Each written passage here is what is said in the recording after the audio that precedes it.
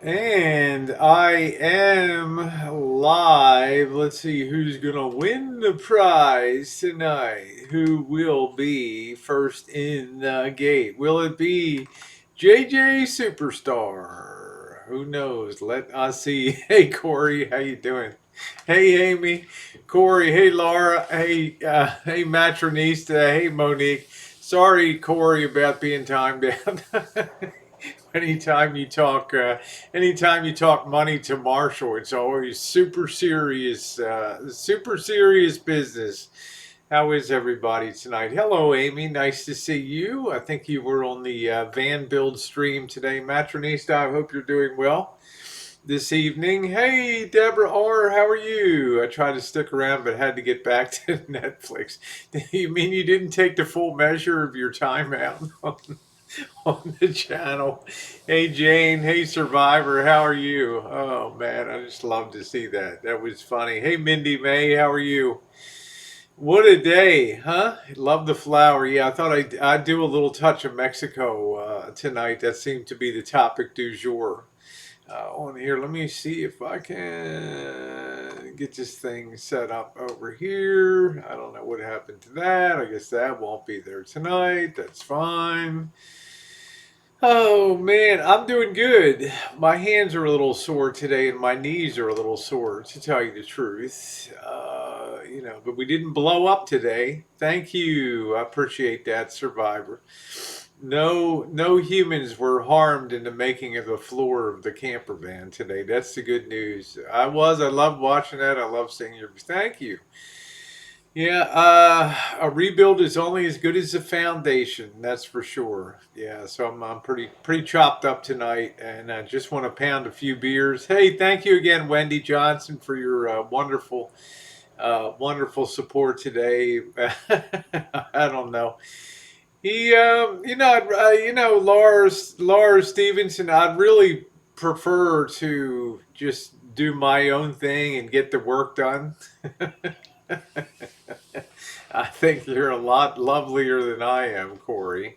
Captain Caveman, how you doing? Thank you, Boy Watcher. Thank you very much. It was an interesting day. But tell me what you want designed, and then just clear out. Give me my space, and let me do it. I promise I won't puncture gas tanks or do anything like that. So, yeah, it's nice to see Monique in here. So let's pop one. Let's pop one for the team. They didn't have my Michelob Ultra. I told Marshall, hey, guess who's buying me a beer? Good morning, spirits. How are you? I'm okay. You seemed a bit down before. What was that about spatial awareness and synchronicity? How you doing, Scottish? I'm never down. I had to spare a thought for Missy Jen this evening here because she's been living in squalor while we've been doing this. So tomorrow is Missy Jen's Take Back the Rancho Day. So I'm going to get super cleaned up, get everything put away, swept up, so that she can enjoy the property again. I don't like demolition. I don't like it at all. It's messy. You're grabbing a million tools and it's a mess. Stuff is piled up over the place. Hey MB, thank you, Scottish. I appreciate that. But stuff is piled all over the place. Yeah, I'm throwing stuff around and stuff, and it's just like Missy Jens doesn't like the stuff thrown around and stuff and stuff. So, yeah, Vicky. So tomorrow I'm dedicating to Missy Jen and making sure we get. I want to move from the demolition mode to the building mode, which is a much neater proposition. Matronisa says, you should see my craft room.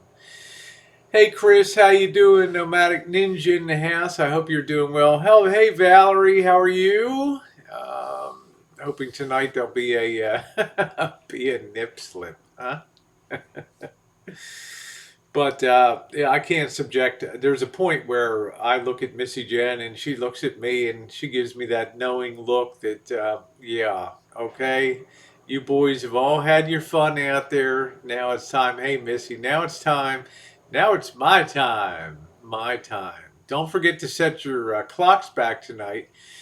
Yeah, throw it all up in the air and see what comes out. Yeah, there we go, Scottish. Oh, be so. I'll send you a pic, Scottish. Shaking and jiggling.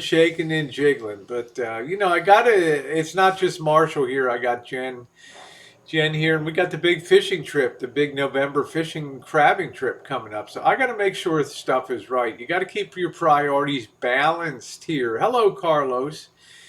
And things are way out of balance. Hey, Lavender, how you doing, sweetie? The old lady and I got engaged today. All right, now I'm partying with you, Rosie.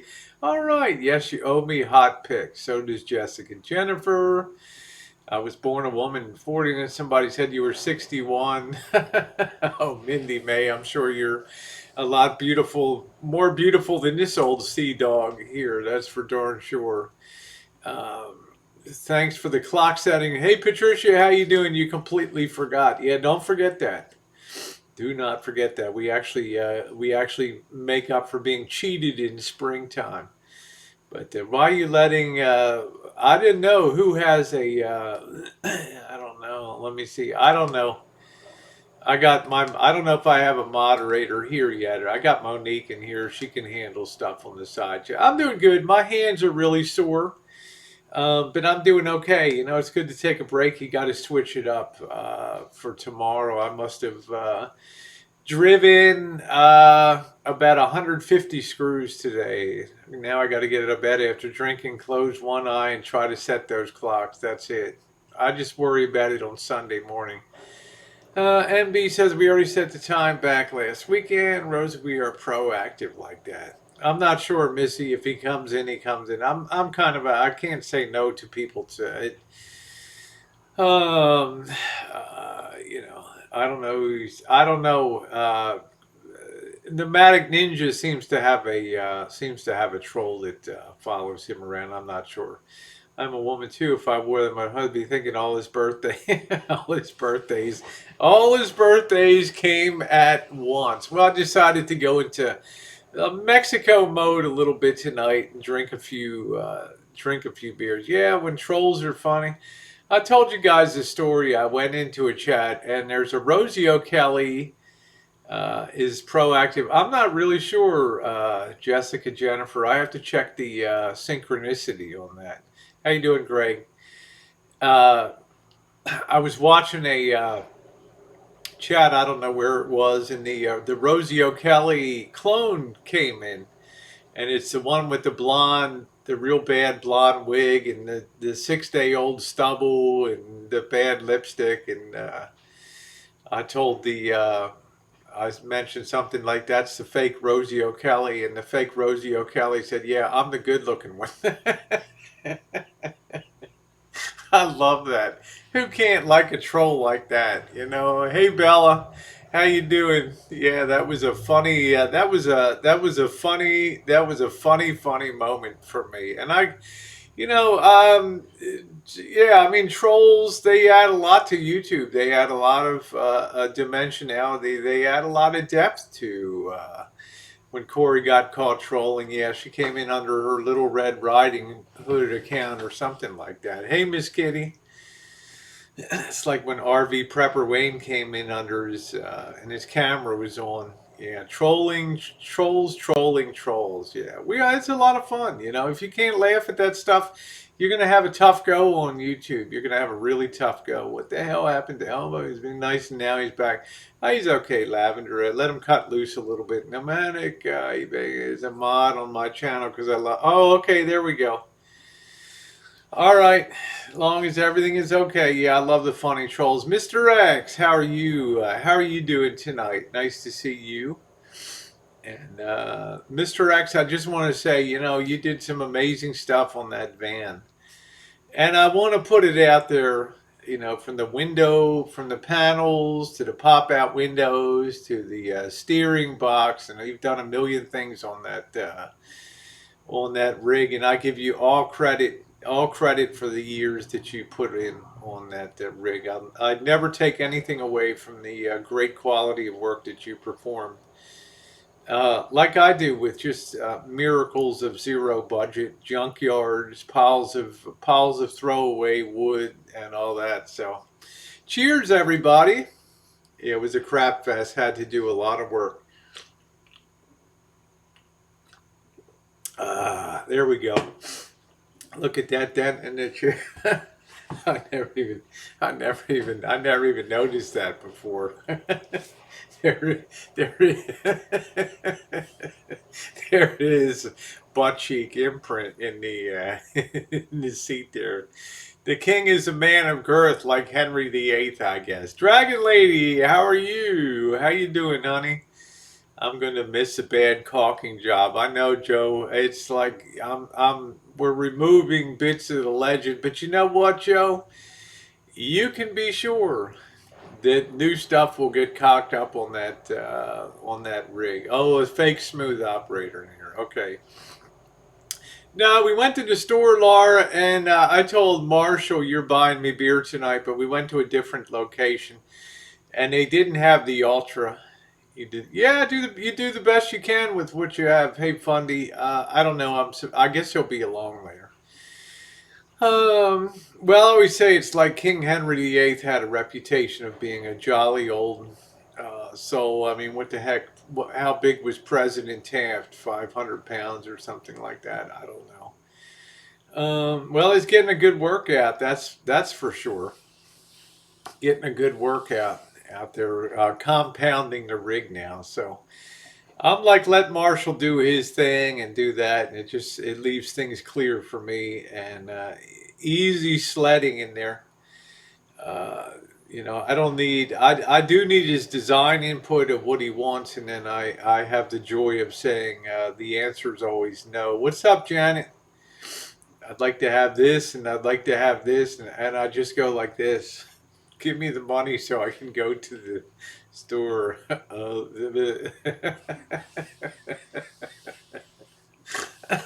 How you doing, Mike's life?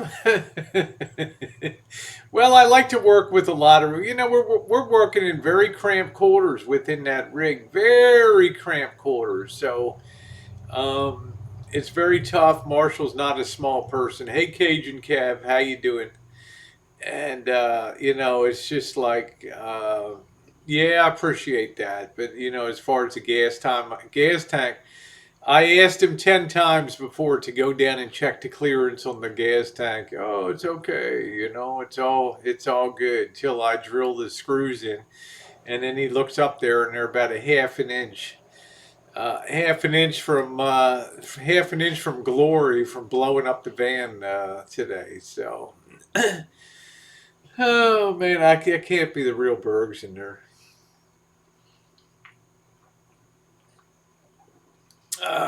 I think the Bergs has good hygiene habits. Still snorting, I see. How you doing? Oh, to May, how you doing, honey? Blowing it up would be the best thing. I think the thing will turn out nicely when it's done. It can take a lot of uh, my thought is lumber's cheap, paneling's expensive, sheet goods are expensive, but you can make a little bit go a real long way.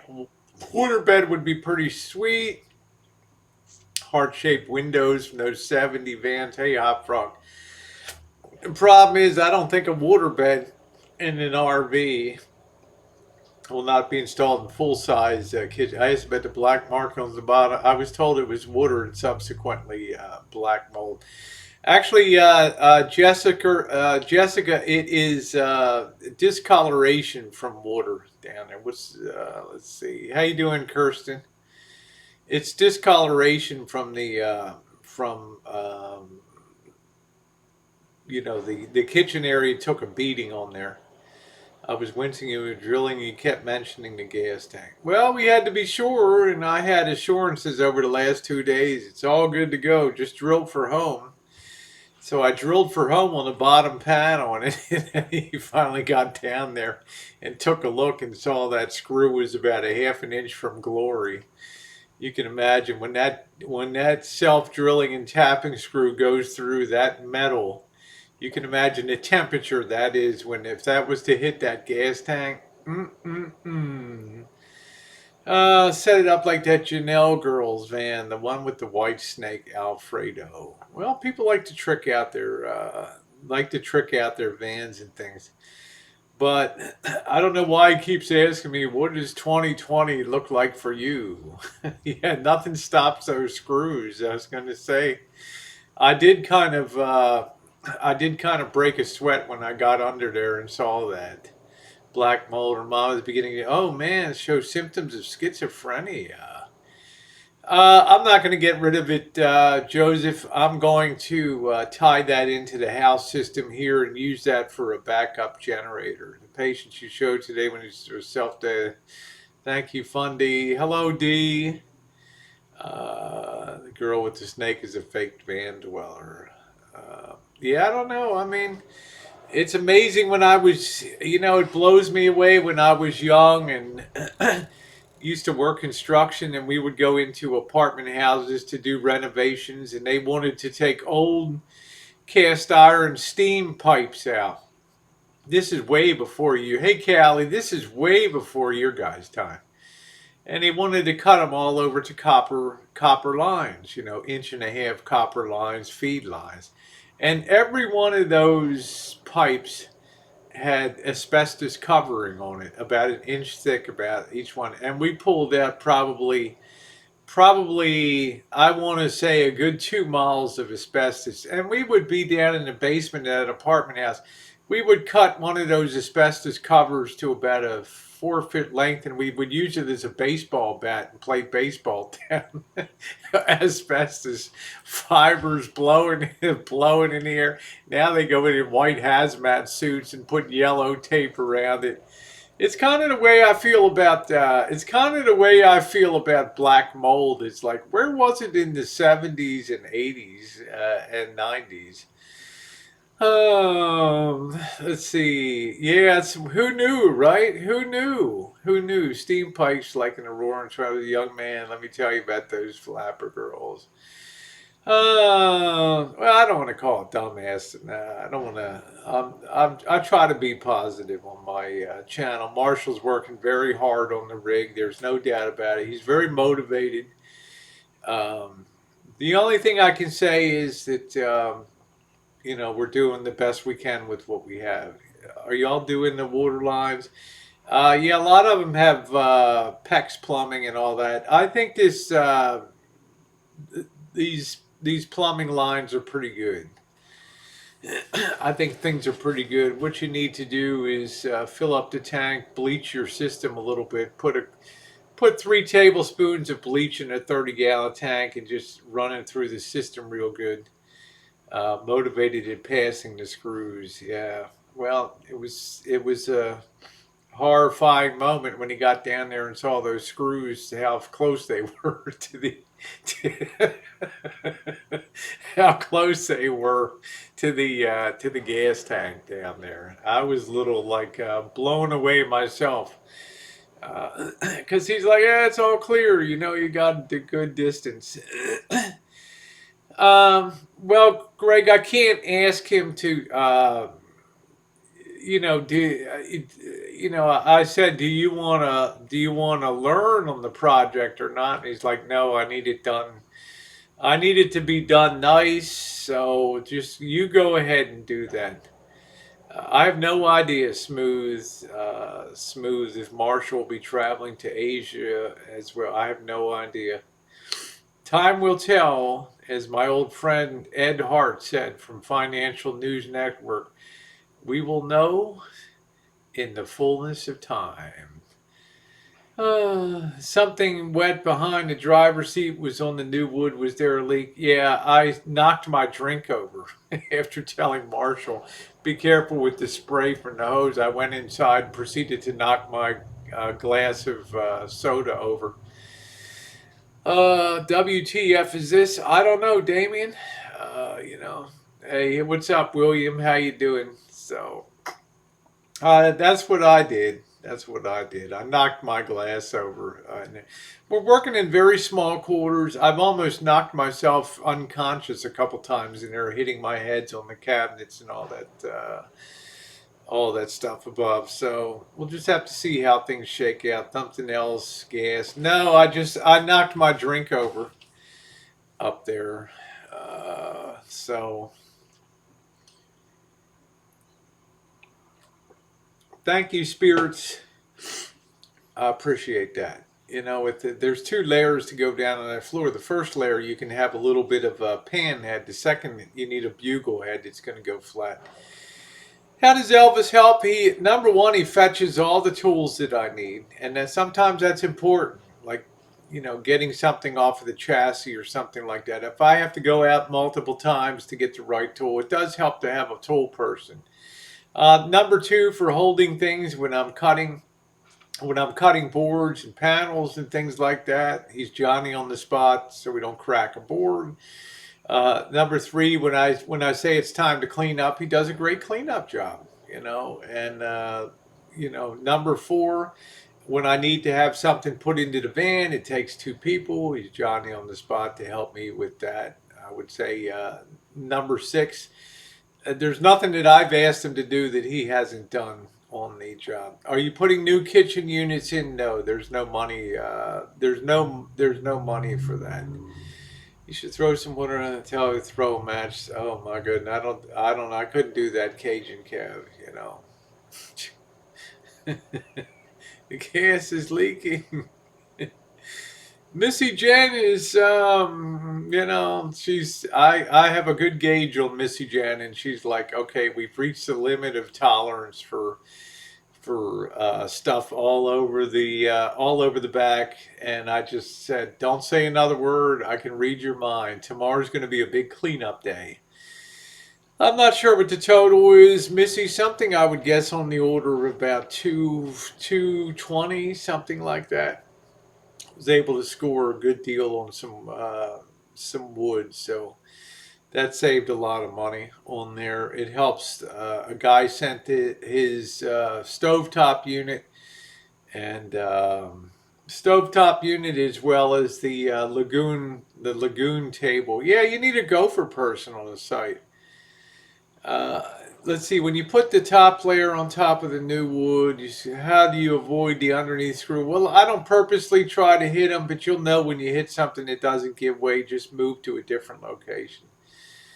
What about the seats, recovering them? They have to be recovered, I think. It's a lagoon, Lagun, I think it is, a lagoon table.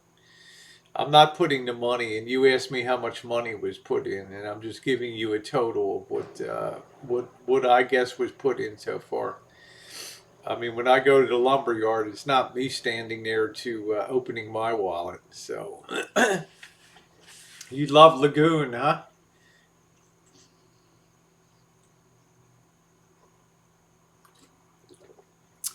You don't have a ghost. Well, it's good to have somebody.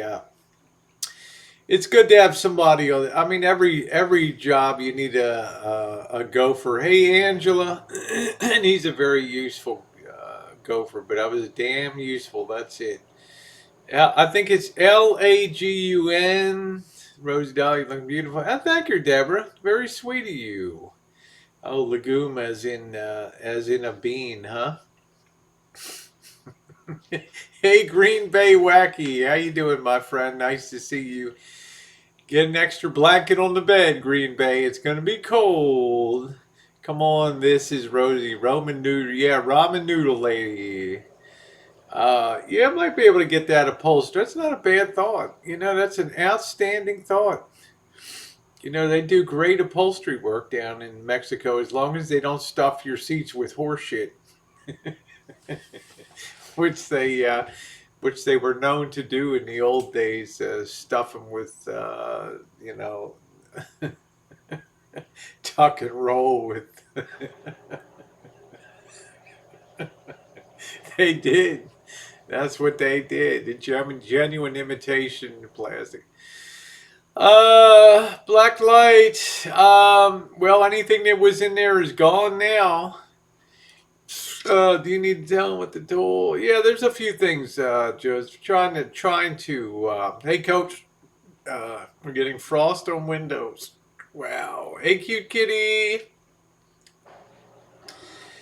Uh, I'll say Marshall is a good. He's an eager student. He wants to know what everything is and what's going on. If it was my coach, I would feel the same way. Hey, Judith. Found awesome new seats for a Blazer one time at a pick and pull. Oh, that's nice. Good deal. You scored some nice. Hey, garbage man. What's up? Not much. So we'll see what happens. Use a black light and shoot it towards the ceiling and look for all the stains. Wow. You know, people think I'm bad. You can always tell when somebody's very excited. Yeah, thumbs up or appreciate it. What's going on, Four Scores? How you doing? Nice to see you. Yeah, I got no complaints about helping. No complaints whatsoever. It's been very good, very good worker on the build. Um, Now he realizes we have daylight savings time is over. We're on Pacific Standard Time now, so it's going to be dark at at 4:35 p.m. So we got to be there early. Will there be a new camera holder? I'm not sure. Hey, Vicky. Yeah, they probably do, Joseph, but that was an excellent idea to get those seats done in Mexico. What a great idea. You could probably get them done for the half the price over here, and probably in half the time down there. So cheap. Yeah, do they even make station wagons anymore? Nope, nothing like that in the van.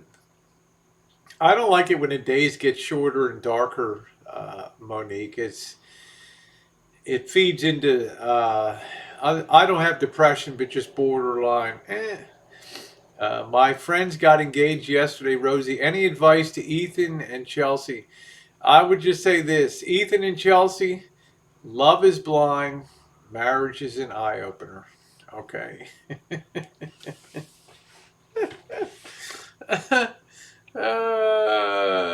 Well, if you take somebody's van apart, you better be able to put it back together again.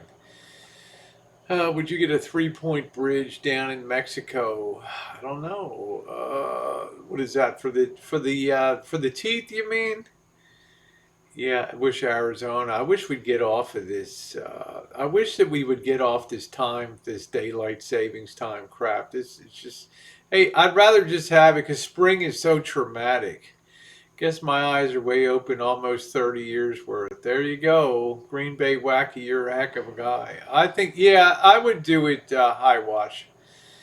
I was dubious of Mexico for dental, even though I was there a year and a half before Elvis was with Missy Jen. I really got a close examination of Mexico, and I was impressed with the quality of performance. 70, yeah, I think I would do that high watch. I really believe that I would do that. I think I would pop the money down and do your homework first. Do your homework. Review all of those places and see what the feedback. Oh, thank you, Karina.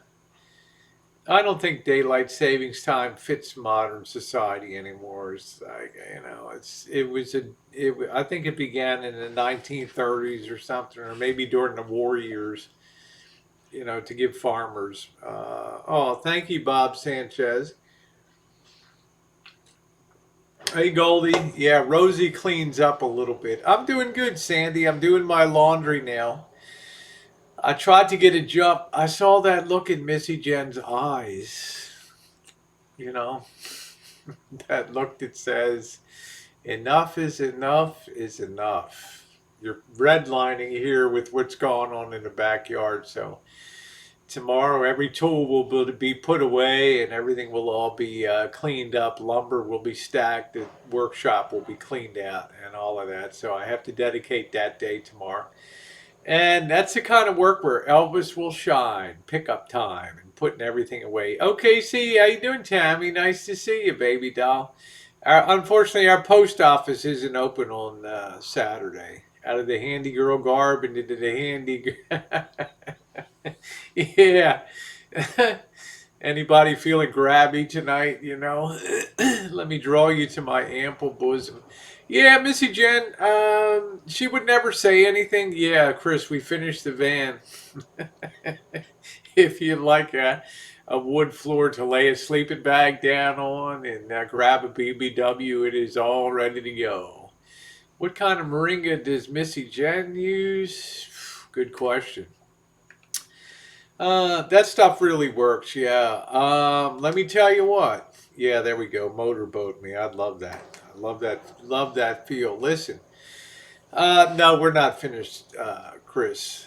Missy Jen will be on the morning coffee time tomorrow. She'll be doing her Jeffree Star as you get a better look at her in daytime. So she'll be here tomorrow. You can ask her all those questions. Oh, thank you, Ann. Uh, hey, how you doing, Cheryl? Yeah, how funny. So we'll see. Like I say, if you agree, pick at a bottle. Okay. Yeah, I might do that. If you send me the topless picture that you promised me, Oda May. Uh, I have to do a rack check. I worked hard today, Cheryl, and my hands are feeling it. And yeah, definitely. I think we're getting rain on the 9th. It's so dry. So I got to be prepared. I need to have everything in and put away. Yeah, Missy Jen got her pallets, and she got the mini pallet too. You remind me of Rome, how the sun reflects off the buildings in the afternoon. I'm not sure, Sandy. I'm not sure. He probably will. I can't say for sure. Watching the Anderson channel, yeah. I like the way he put me in his top 10 hottest girls on YouTube. I think I was number 5, and he said, "But she's got the worst tits on." Hey Tony Abbott, how you doing? You got the worst hits on YouTube, and I'm like, hey, man, come on. Yeah, the van build was demanding. That's why I want to. Everything should theoretically get easier and smaller. I hate to put down. I never wanted to do that. Do sheet goods and flooring when I was in construction. I did framing. Thank you, Ann. I don't like to do floor work. Colors, yes. Carve up. Yep. Urban Decay. Yes, UNL is top priority time. Don't like. Yes, he had UNL. Oh, okay. I don't know. Denise. As long as they're talking about you, honey, then you matter. It was a hard day. Yeah, I got. Yeah, Tony Abbott. I'm gonna ask him when he comes in on that. Also, Berg's asked. I can't force people. Yeah, I made Marshall buy me beer tonight, Chris, at Dave's Market, but they didn't have Michelob Ultra, which is a disappointment to me. I have to ask Dave to start stocking Michelob Ultra over there. So quit trying to out me, damn you. Yeah, you're welcome, Tony Abbott. I did a lot of work today, yeah, but I didn't want to do another day on that darn flooring. Just can't stand doing flooring. Dave's has good ice cream. Yeah, Dave's very friendly people. Yeah, the side chat was wonderful. I was really thrilled with the, obviously having the people enjoy. I didn't know if that would be a fun thing for people to be there on the build on a live stream. As you know, I've been putting up recorded like a series that people can follow in the future. So I was surprised that I didn't think a lot of people would be interested in woodworking and the ins and outs of doing a motor coach works and all that. So it was very interesting to me. And then, of course, I enjoyed a very high level of support through tips, which I'm very grateful for. I love the Ultra. I love Ultra. Yeah, it's hard on the knees and Oh, we all talked. Okay. See, I didn't know. I thought it's like rude, if I'm just going to have side chat only.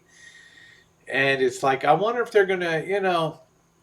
I did try to get up when people would do a text to speech a tip because that's fun. They send their messages and things like that. And I think it's the best way to do streams. It's nice when you're out chooching and people can make a funny comment and try to embarrass you in public and stuff. It's a funny thing to have. Oh, they all want to catch a glimpse of Marshall working. Would not be able to do that work on the can. Oh, you loved all the videos. Cool. See, I didn't know the ladies would be into that, but it's a different world today. It's a different world. Bob Sanchez, I got diagnosed with herpes last week. Bob, thanks for sharing. Okay, and yeah, yeah.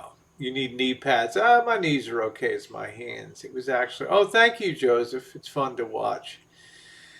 Uh, yeah, you can watch any color. So tomorrow is going to be a big cleanup day here, and Marshall's going to be he's going to be responsible for all the tools and all the stuff that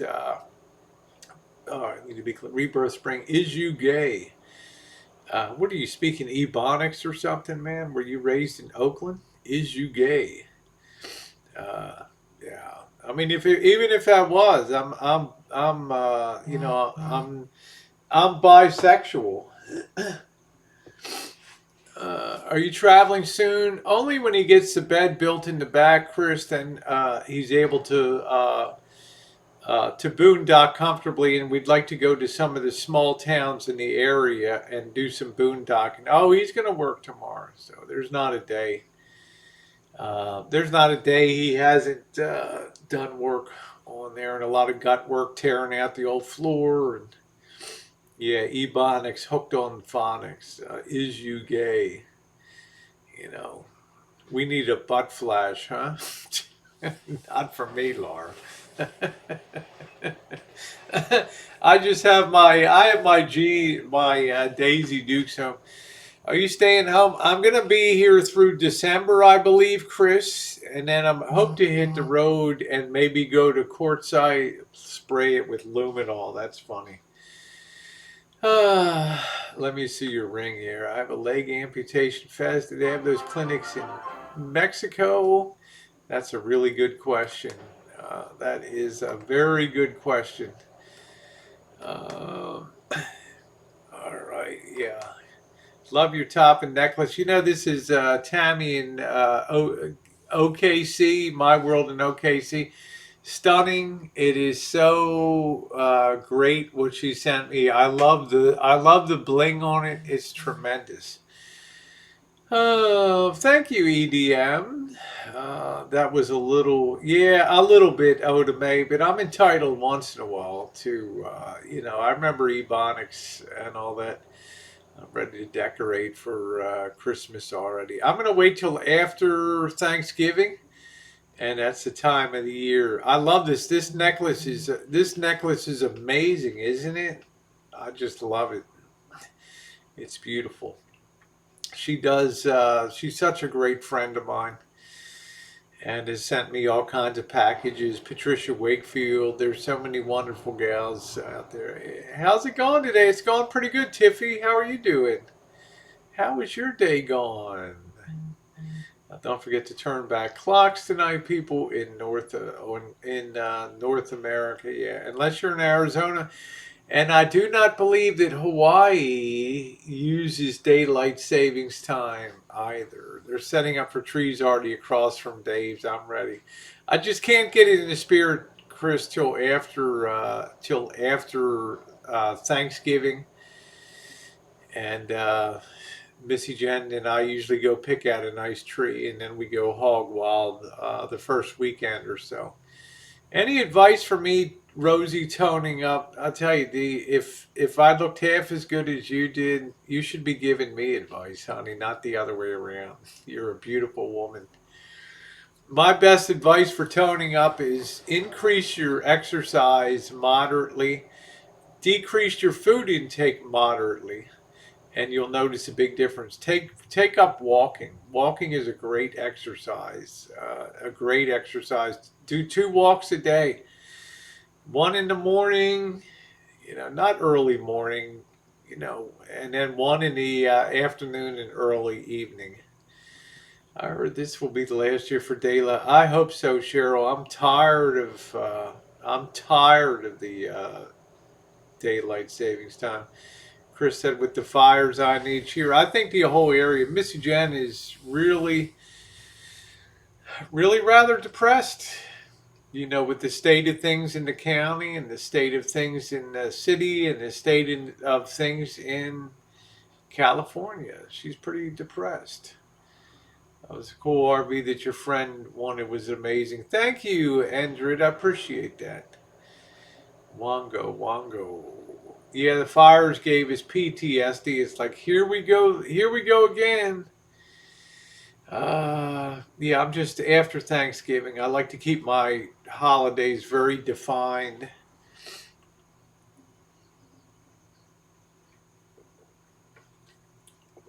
Very defined holiday. Thank you, Sean. I appreciate that. My day's good. My hands are really sore. I notice now I'm waking up in the morning and I have that neuropathy in my hands from just swinging tools and working with tools a lot. I haven't had that. I had evacuees, and Arizona was the only place that did not evacuate. People were like, "What?" Chris, at 4:45 on Sunday morning, after the Saturday blow, 4:45 a.m., they put out a false report that the Roseland area, west of Corby Avenue and south of 101, to evacuate. And that's when Missy, Jen, and I really started to swing into gear.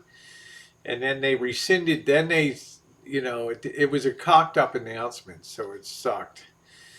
Do you still make tanning videos? Yeah, I do. ND Rid.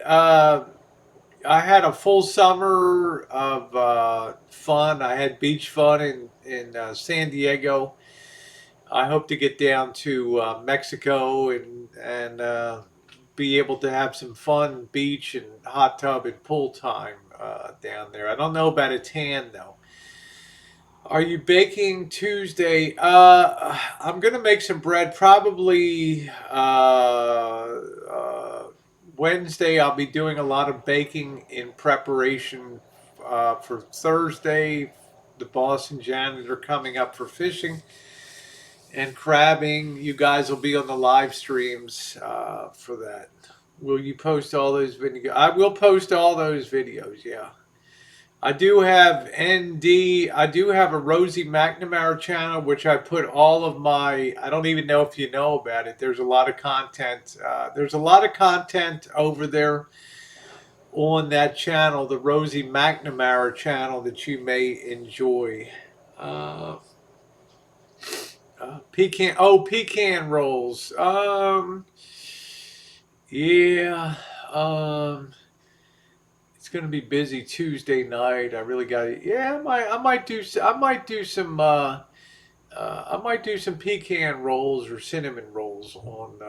I'm not sure if I want to put the money out for pecans right now. So, Christmas video where Bobby was acting like angry grandpa. That was cute. Yeah, there's a lot of old stuff. A lot of old stuff that you should be watching on the in the channel. Sounds like you. Yeah, I got the sniffles. Hey, Emily. Emily, I got moderators in here. Rebirth. There's another comment. There's somebody desperate desperate to be relevant on the channel, and I have to tell you, PXSY Lips, your comments never see the light of open chat due to the strong filter I have on my channel. Nikki, I'm having a good evening. You have changed so much from the first videos, and I would hope so in a way.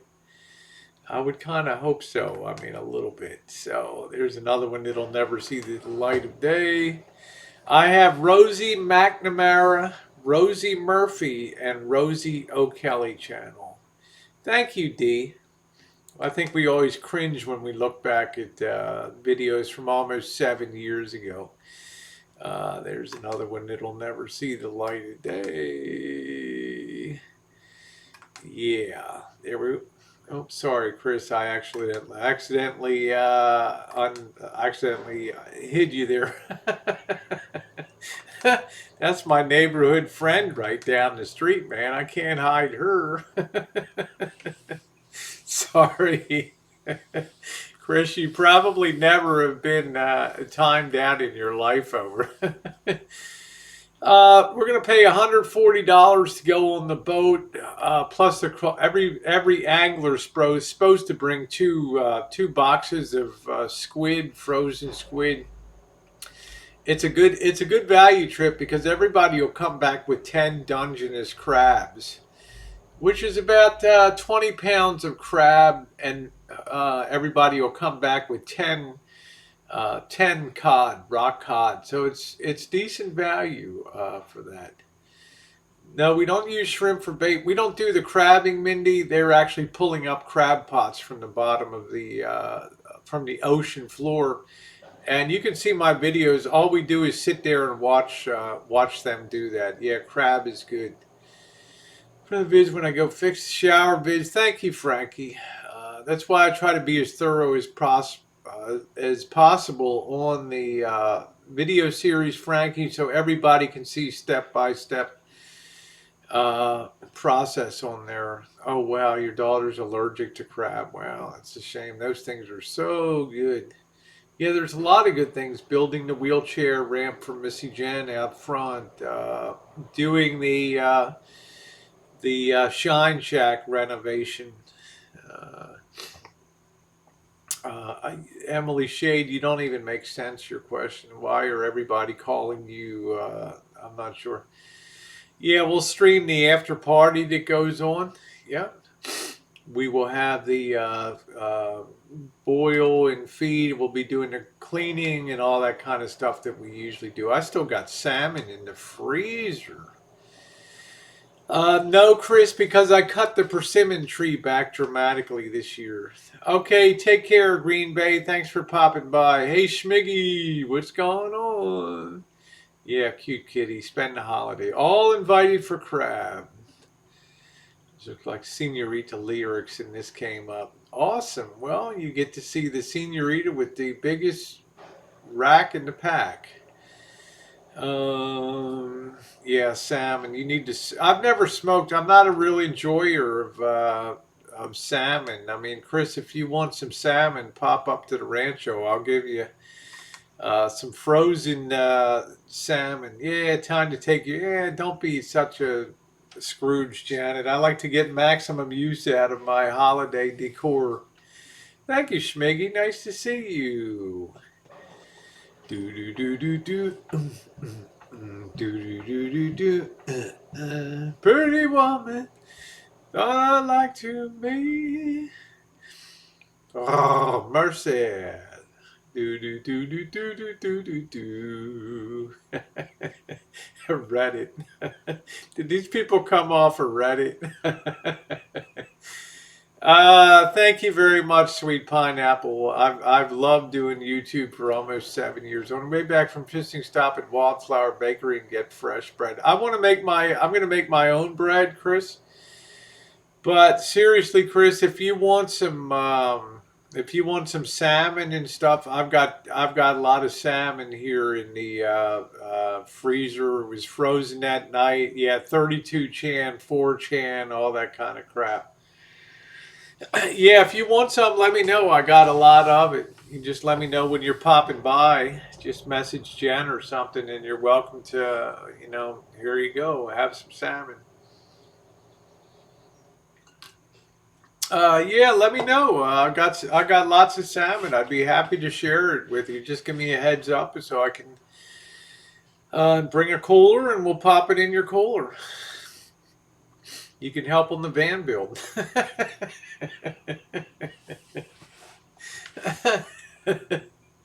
Oh. I was in a bad mood today and thought of you saying I'm like a Swiss Army knife, and it made me chuckle inside. Yeah, I get every part a gal could want. I like that. I'll walk by with you. Okay, let me know. Yeah, anything. You don't even have to trade anything. Yeah, we'll put Chris to work over here in the hood. Okay, yeah, just messenger or message me. I can make it like new at gmail.com, and I will be really happy to forward your number on there. It's really nice when I'm away. I've got Chris in the neighborhood. I met Chris at the at Pride event up here. Really nice gal, great family gal, and yeah, it's nice that when I'm away, she's got contact with Missy Jen, and Missy Jen's got her number, so somebody like a couple blocks away. It's really nice. We're gonna have the party. Yes, we are, Katie. We're gonna have the party. Yep. Yeah, no problem, Chris. I was just joking. You got your hands full. I'm not sure where he is at. He likes to make phone calls and talk to friends out there. Yeah, we love you too, D. You always give me your email. Yeah. So, yeah. You have to be like Scottish and send me naughty pics. Oh, I know you do, Chris. I know, and I'm very appreciative. Yeah, Jessica Jennifer's 29th birthday is the 8th of November. So I'm doing a double celebration here, and I absolutely adore Jessica Jennifer. She is one of a kind. The thing I really like Jessica Jennifer is she doesn't take YouTube too seriously. You know what I'm saying? I mean, I know what she likes and doesn't like, but she's able to take each person as an individual, and that's a special quality on YouTube, and I really like that. Geez, he's been on long enough today.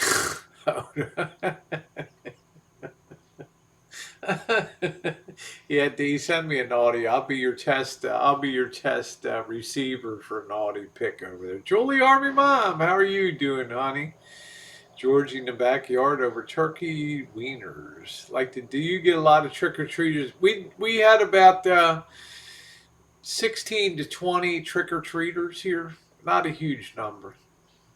But as you know, Chris, we're in a very Mexican area here, and we're in a really much denser area, I think, than down where you are. And I'm not sure that they really get with the tradition or they celebrate Dia de los Muertos more. Hey, Brooke. Yeah, D, whip out that cell phone. When you get a free minute or next bathroom break, can you play that Baltimore song? Okay, should we rock it with the Clipper song? Okay. Yeah, that always gets everybody rocking. Let's get that thing going on here. Do. This always brings down the house, right? Oda Mae's like, I can't get that song out of my mind now. Man, this was like 1968, guys. All right, okay, we almost got that ready to roll. Let me make sure the volume is turned up. All right, here we go. All right, you guys ready? Let me see if this is going to work. Let me get the side chat back on. All right, here we go. You guys know, take it up a half step 2 times in here, all right? And by that third round, you better be rocking the arena because the Baltimore Clippers are playing the Hershey Bears, baby. All right, let's let it roll here. All right, here we go. And the Hershey Bears were always so good. All right, where did this thing go? Come on, man. Where is this? Here we go.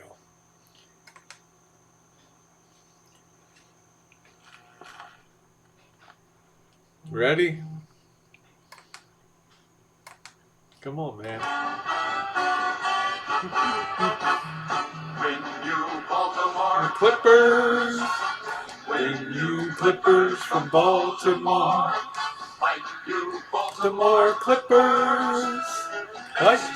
fight for a Baltimore score. Defensemen, forwards, and goalies will win without a doubt. For Baltimore And Maryland, every Clipper fan will shout. fight when you Baltimore Clippers. When you Clippers from Baltimore. Fight you Baltimore Clippers and score. Get ready. Score. That's when sports teams have real spirit, man.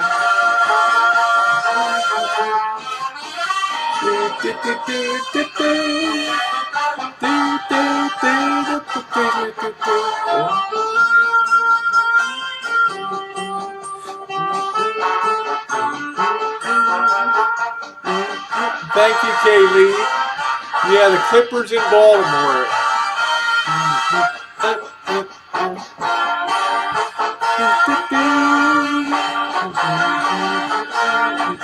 Hey, Enzo. Get ready, another half step.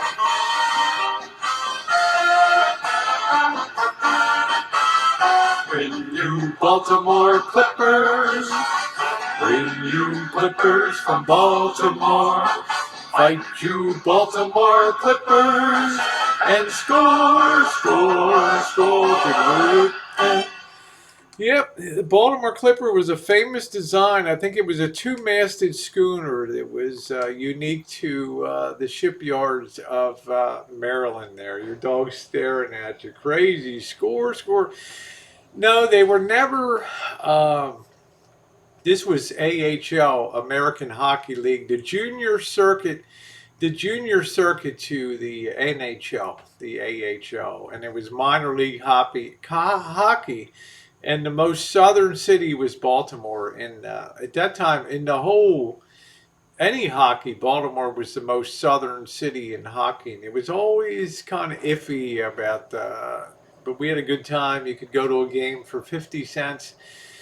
And yeah, they were the hockey team. Yeah, they were the AHL hockey. They had the Adirondacks, the Rochester Red Wings, the Hershey Bears, the whatever other Sherbrooke something. Yeah, hockey games are fun. You're welcome, Wendy. So we go for, I know, Janet, you know I've lived in 8 decades. Do the math. Let's do the math. 8 decades, right? Try that on for size. Monique's like, what? What the fuck? Yeah, do the math. The Cincinnati Cyclones. I never really heard of them. Do the math, Chris. Let's see if somebody can figure it out. Description: Baltimore Clipper is a colloquial name for fast sailing ships built on the Middle Atlantic, especially in the port of Baltimore. That's right. Yeah. Yeah, I'm well preserved. I'm embalmed. Just got on the 60s bus, sitting down the front. There we go.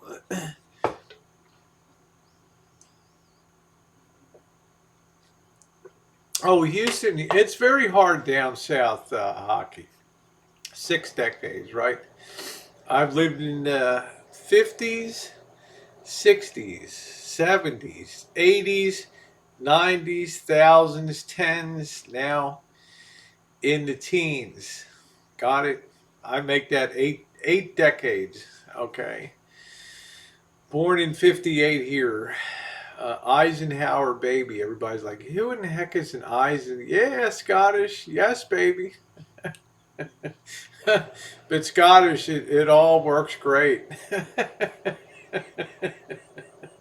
Yeah, isn't that cool? I've seen a lot of history, man. From, like I said, from segregation to everything. Born in 63. There you go. All right. You're a youngin' out there. 81. There you go. And Rosie, you got Marshall now for the next 20 years. Coach, how you doing tonight? Yeah, it was iffy, and they had riots downtown, and it was scary to go to the Baltimore Civic Center. People would beat you up for bus fare and stuff like that. Almost turn you upside down when you're a kid to shake the money out of your pocket. Well, he's been good so far, Janet. No complaints here. Let's see. Blessing or curse. There we go. It's been good. I haven't had any issues with, I didn't even have to say anything, and he did a real cleaning on the Shine Shack out there. Not the super cleaning I'm going to do. Oh, thank you, Scottish. I'm well preserved, honey. But let's say this, Scottish, I can still bring the mail, honey. I can still bring the mail. Yeah, did you used to be on the pirate ship? Glad you jumped ship. There we go. I hate all sports. I'm the typical female. I don't. Um, it's like Janet and Boss will say Rosie likes sports, but she never watches sports. Yeah, I like to get to the highlight reel. Like on Sunday night, I watch the highlights of the games. Isn't it crazy? You have a fire and it's just weird cold weather with fires. Yeah. I will sell the little rascal coats, and the camper van will be my everyday driver. I can't wait to get a camper van. I don't watch TV. I really don't watch TV much. So honestly, I probably watch TV 3 times. 3 times. Do you have a favorite baseball team? Well, I grew up on the Baltimore Orioles. They were a dominant team in the 1970s. They were always great. And then that all fell apart in the early 90s. So now I'm a Giants fan and I'm a 49ers fan. I do enjoy the Ravens, but we struggled through so many bad years with the Niners that, yeah, Cal Ripken. Now we're finally coming good on football again in San Francisco, and that's a wonderful, wonderful thing. I wish I could wear little nighties like that. I bet you could, D. Well, the Niners are doing great. Uh, Roll Tide. Yeah, I love the Tide. I've always been a Crimson Tide fan. I just like the way they do football in Alabama. Yeah, that's why I was surprised when Anderson Henderson did the 10 hottest hotties on YouTube, and he had me like number 5 or something like that. And he's like, but she's got the worst breasts on YouTube. It's like a square win, and I'm like, man, what the hell is this guy? And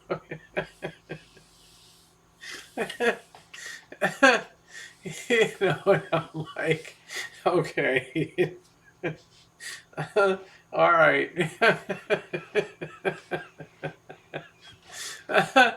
I don't know. I just enjoy YouTube. I enjoy the content that people put out. Nothing ever really, nothing phases me on here at all. But you know that people love you when they talk about you. You know that's the thing. That's the thing. Let's see. We'll hide Iceman. Yeah, thank you. Just show these goofball the door. All right. Who the hell watch? I watch him once in a while. I mean, he had my name in the title for 6 months. I care about the Niners since I don't watch, but the Orioles. Yeah, I love the Orioles. Yeah, I'm gonna go check my laundry, so I'll be back in a minute, guys. Yeah, I get a charge. I enjoy everybody on here, so. What do you think of Puppet Guy? I enjoy him. I don't have an issue with Puppet Guy. Like I say, if you can't take a satire of yourself, then you probably shouldn't be on YouTube. Yeah, Iceman. No, I'm not Jesus Christ. I would never claim to be man the troll. I don't care, Monique. Just all right. Let me check my laundry.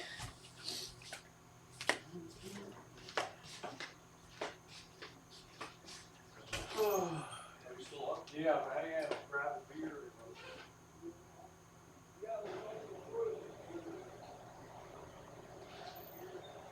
Uh,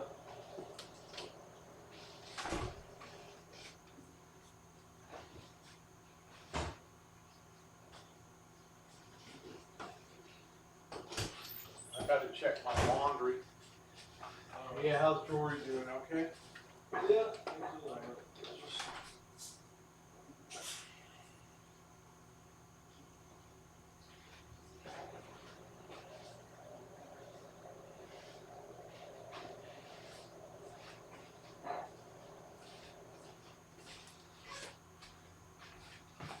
All right. Just talking to the Godfather, and Godfather, what's going on, everybody? Good evening, everybody. Everybody, give the king a big woo. The king's live. Come on, guys. I know everybody wants to see the king, right? Cold Modelo, huh?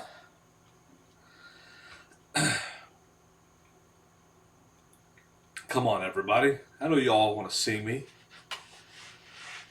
Give me a big woo. Give me a 69. Come on, guys. What's going on, Survivor? How you doing, honey? Yeah, I just got off the line with the Godfather. I was talking to him on the phone, and I didn't know my phone wasn't plugged in, and I drained the battery all the way to 0%, and went off the air with the Godfather. Yeah. Yeah, I was talking to Jory, and I thought I had the thing was plugged in, but it wasn't in there all the way.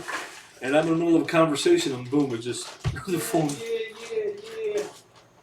Yeah, you're doing good on the build, Marshall. You're doing good. Just get it gutted out and put it in gear for courtside. Well, one thing that Jory told me that he emphasized, Rosie, What's that over the years, he knows that you have your own fan base, followers. Can you get the whole crew out there? Melton, John, Anderson, yeah, the Bergs, Coates, the whole crew out here. But the thing is that,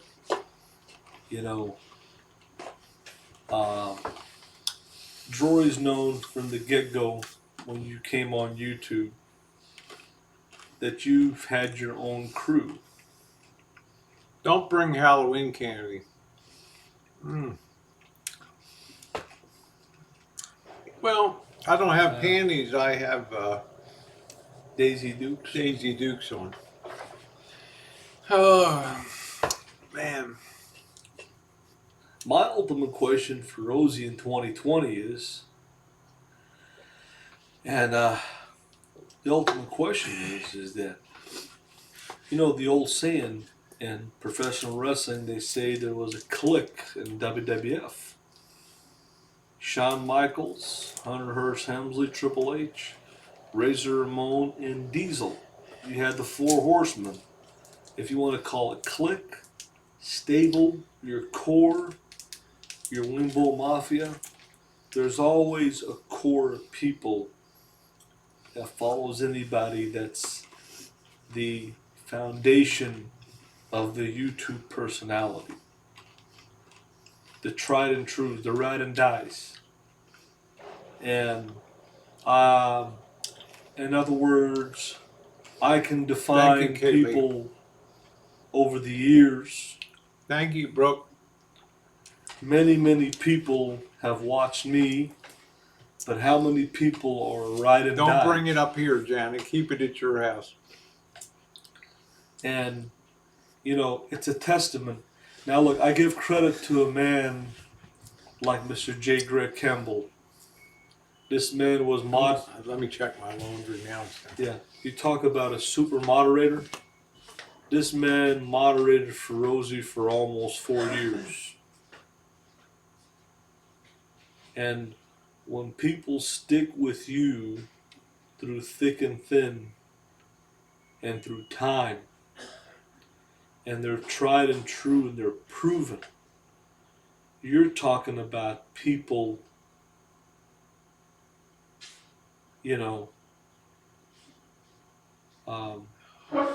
that are there from the get-go. Oh, they're so warm. They feel so good. Yeah. So, the number one example is Janet. Janet's been there with Rosie before YouTube. She's ride or die, man. I do have a good core. So, the core group, you can call the stable, you can call it the Wingbowl Mafia family, you can call it the clique,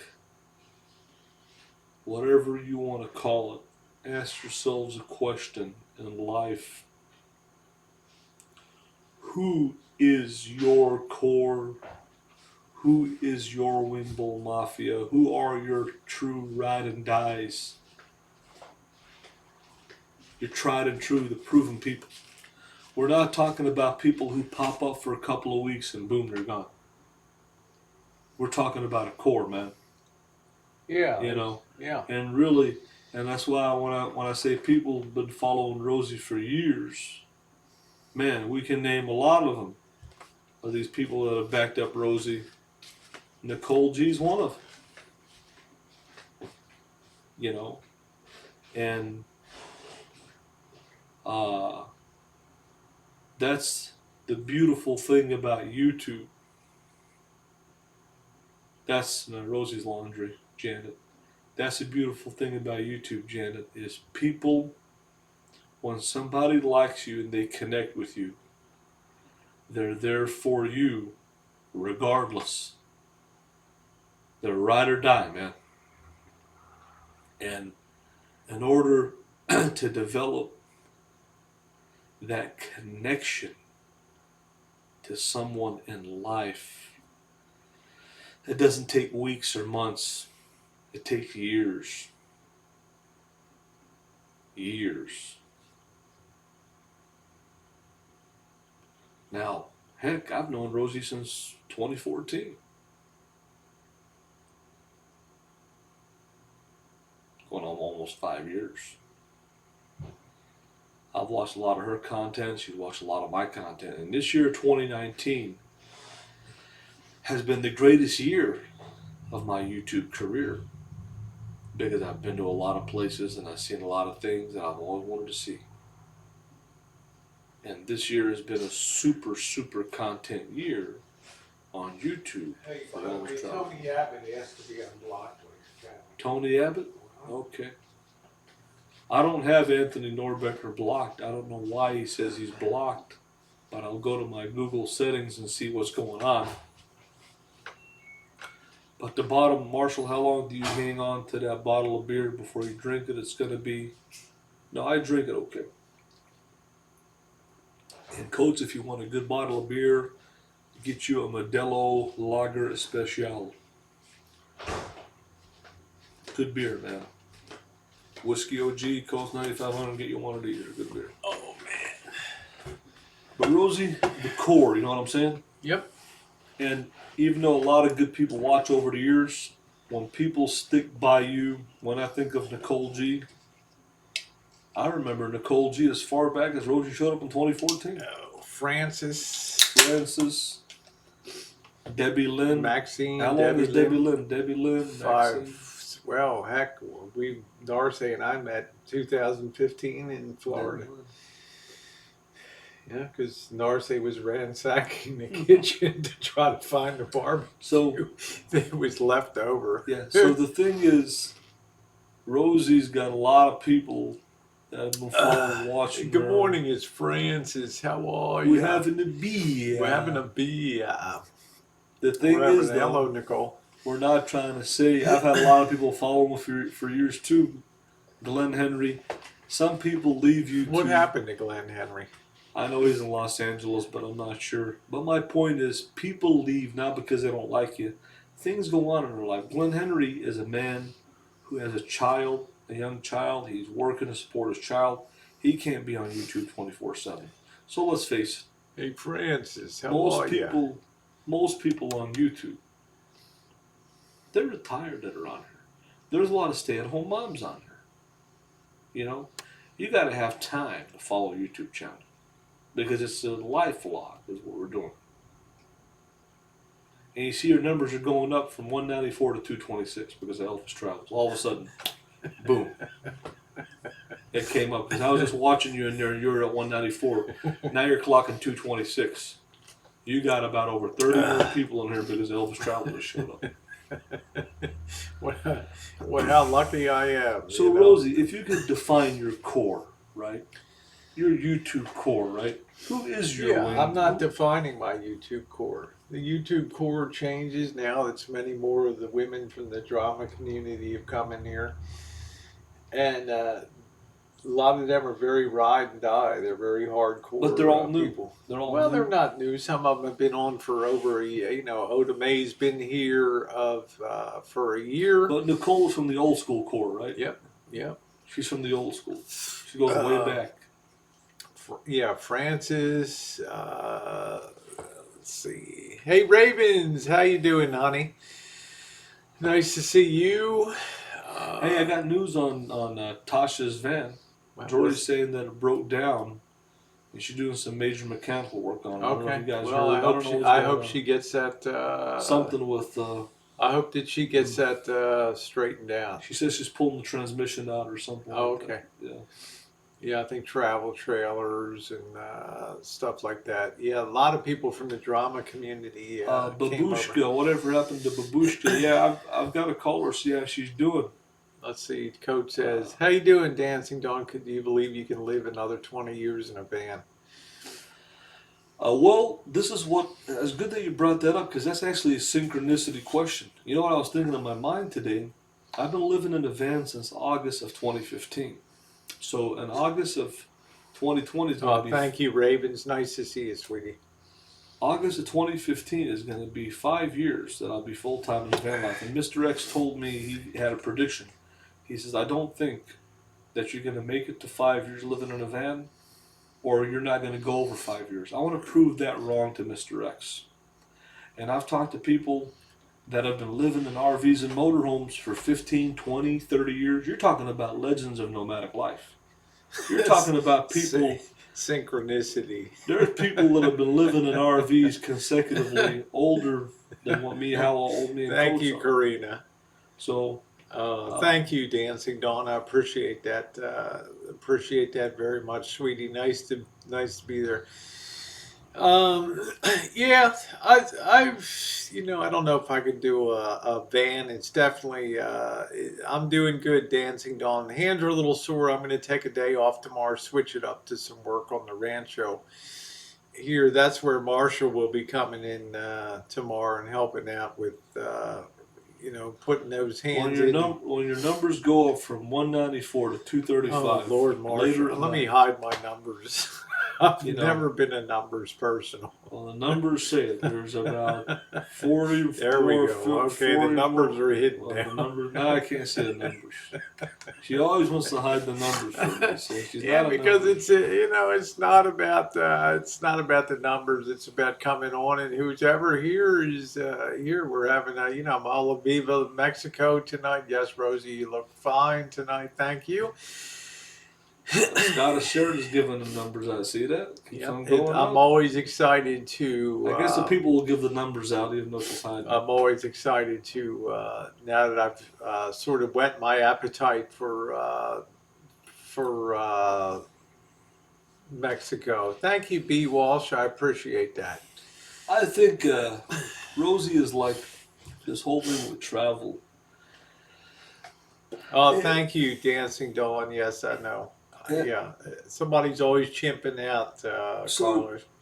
So, Rosie, one question I wanted to ask you. You remember we were in Tijuana? Uh-huh. And I would pop my head into a lot of those clubs and say, Rosie, I don't want to commit myself to going in here and buying beer. Let me just take a pic. Let's just see what's going on here. Hey, Ghost Player, nice to see you. And then I would tell you, hey, you know what? It's worth it to go in, or let's just go on to the next place. What do you think about that approach? I think it's good. I mean, I wouldn't want to go into a place and be roped into a beer, and it's a boring experience because, number one, it takes you 2 hours to drink a beer. And I'd have to sit there for an hour and just look at the paint dry on the walls down there. Mm-hmm. So checking out, it's a good thing. It's a good thing to do that. Marshall drinks beer. Yeah. Let me just keep it positive tonight. We're just having a good time on here. Let's see. Well, if people didn't want to see Elvis Travels on here, late at night when it's getting late, your numbers are naturally supposed to go down. It just went up from 195 people to 240 people. 45 people just tuned in because I showed up. That's a fact. That means there's 45 more people that want to see Elvis Travels. Thank you for rescuing my chat. Numbers never go up later at night. They go down naturally because people are going to sleep.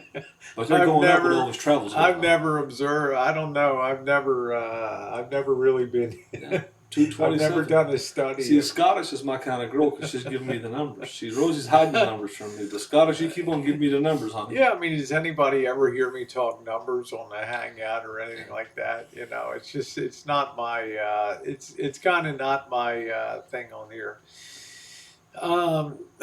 The reason it's not is would I still be on here if there was 10 people on at night? Yes, of course, Yeah, I'd still be.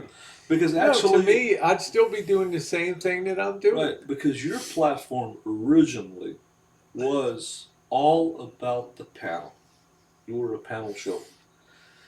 Now you have transitioned into an Elvis Travels format. You're a solo artist and you're paying more attention to the people. And now people like contributing and supporting using Streamlabs because they want. No, I never would, Crystal. They want their voices to be heard when they're contributing to a content creator. So, bottom line is your whole channel has shifted to the Elvis Travels format. You know that, and you have to admit that. The what format? The Elvis Travels format. I've made my success, my fame, my money on live hangouts being solo. Never did panels. I was a one-man show. You used to have panels. You had panels a while. You would have panels. For the majority part, I have. But you've, in other words, before I understand, when you have a 10-person panel, how are you going to pay attention to the side chat? It's impossible. I missed panels. The panels were fun if you get some good people.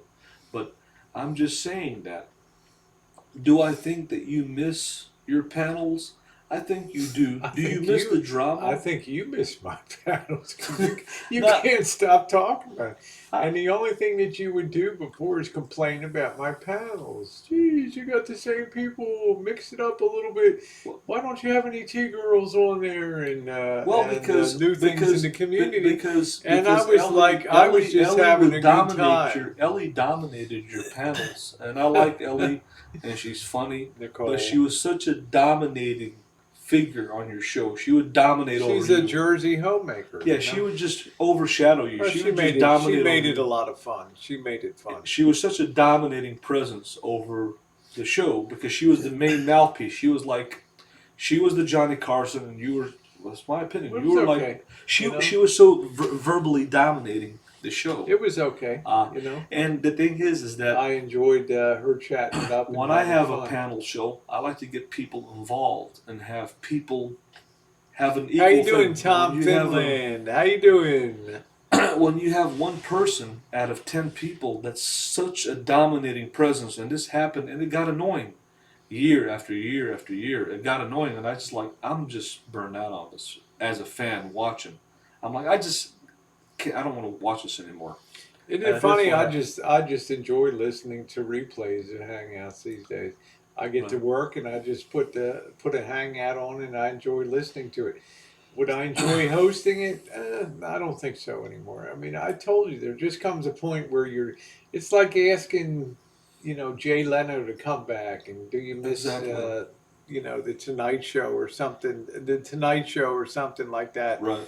But one thing that I remember it's like he probably says, no, I'm just doing the other, I'm just doing other things in life now.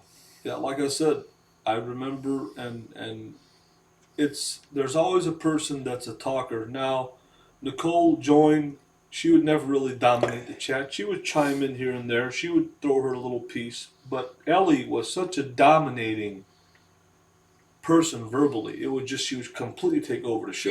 She overshadowed Rosie. She had a strong personality. Very strong. That's not a bad thing. She took charge, and the thing is that when you have somebody that strong, it really just makes everybody else on the panel look weak and a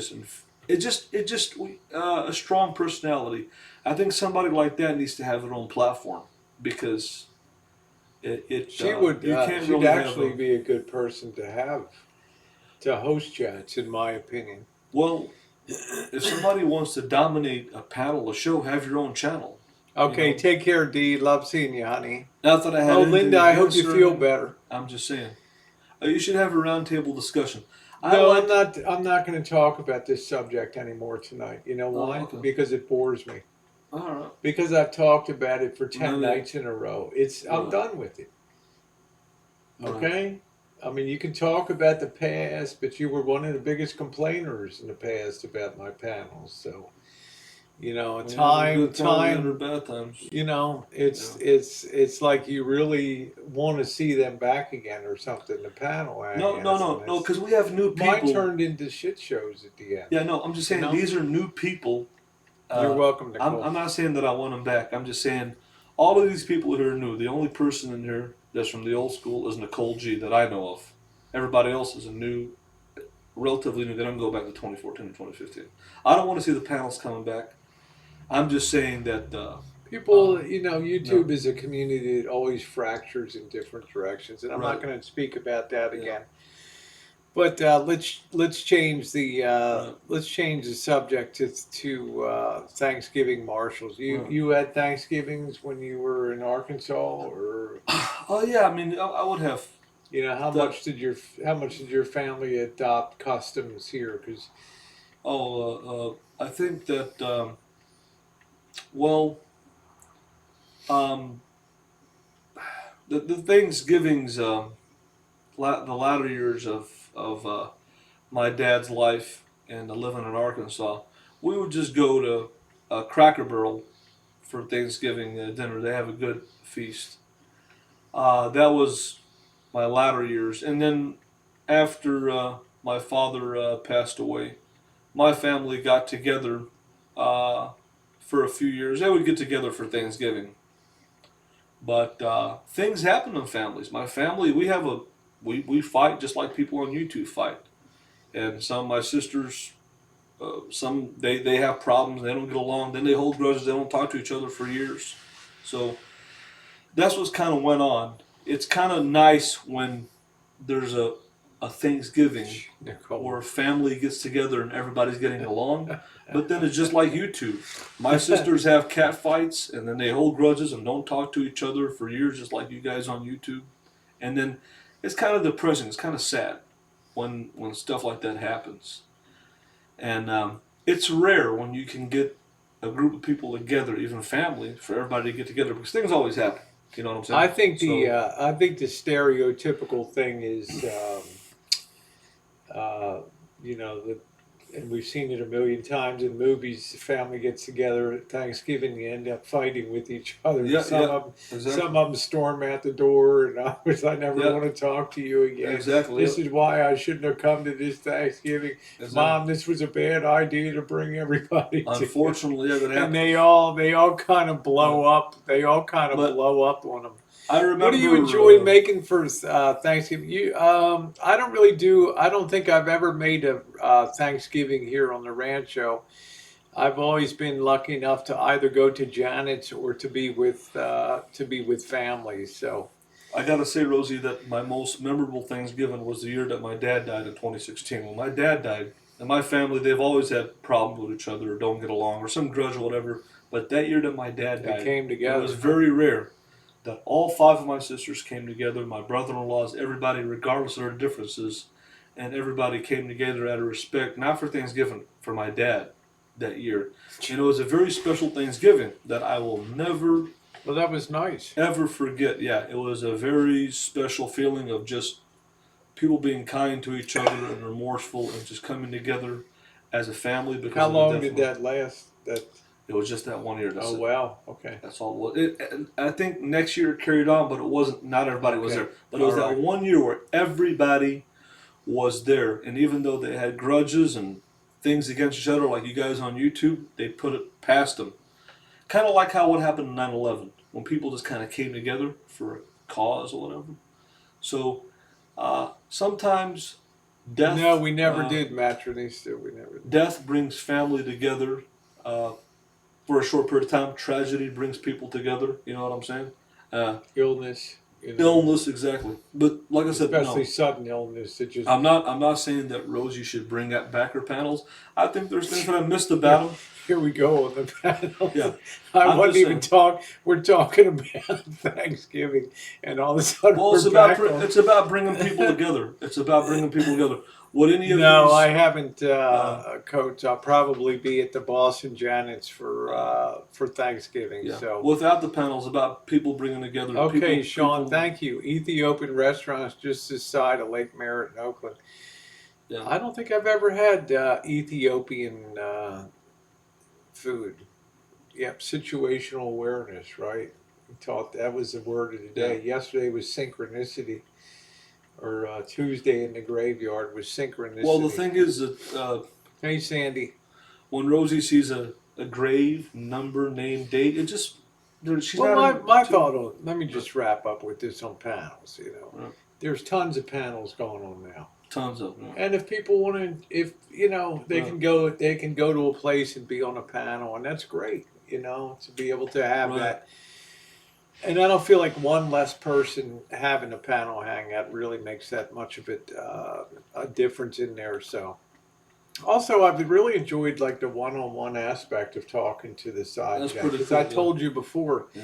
when you would have, and I would hear it the next day, especially in late 2018. Right. My mailbox on Sunday morning would be overflowing. You missed me on the side chat. I've been a supporter of yours. Right.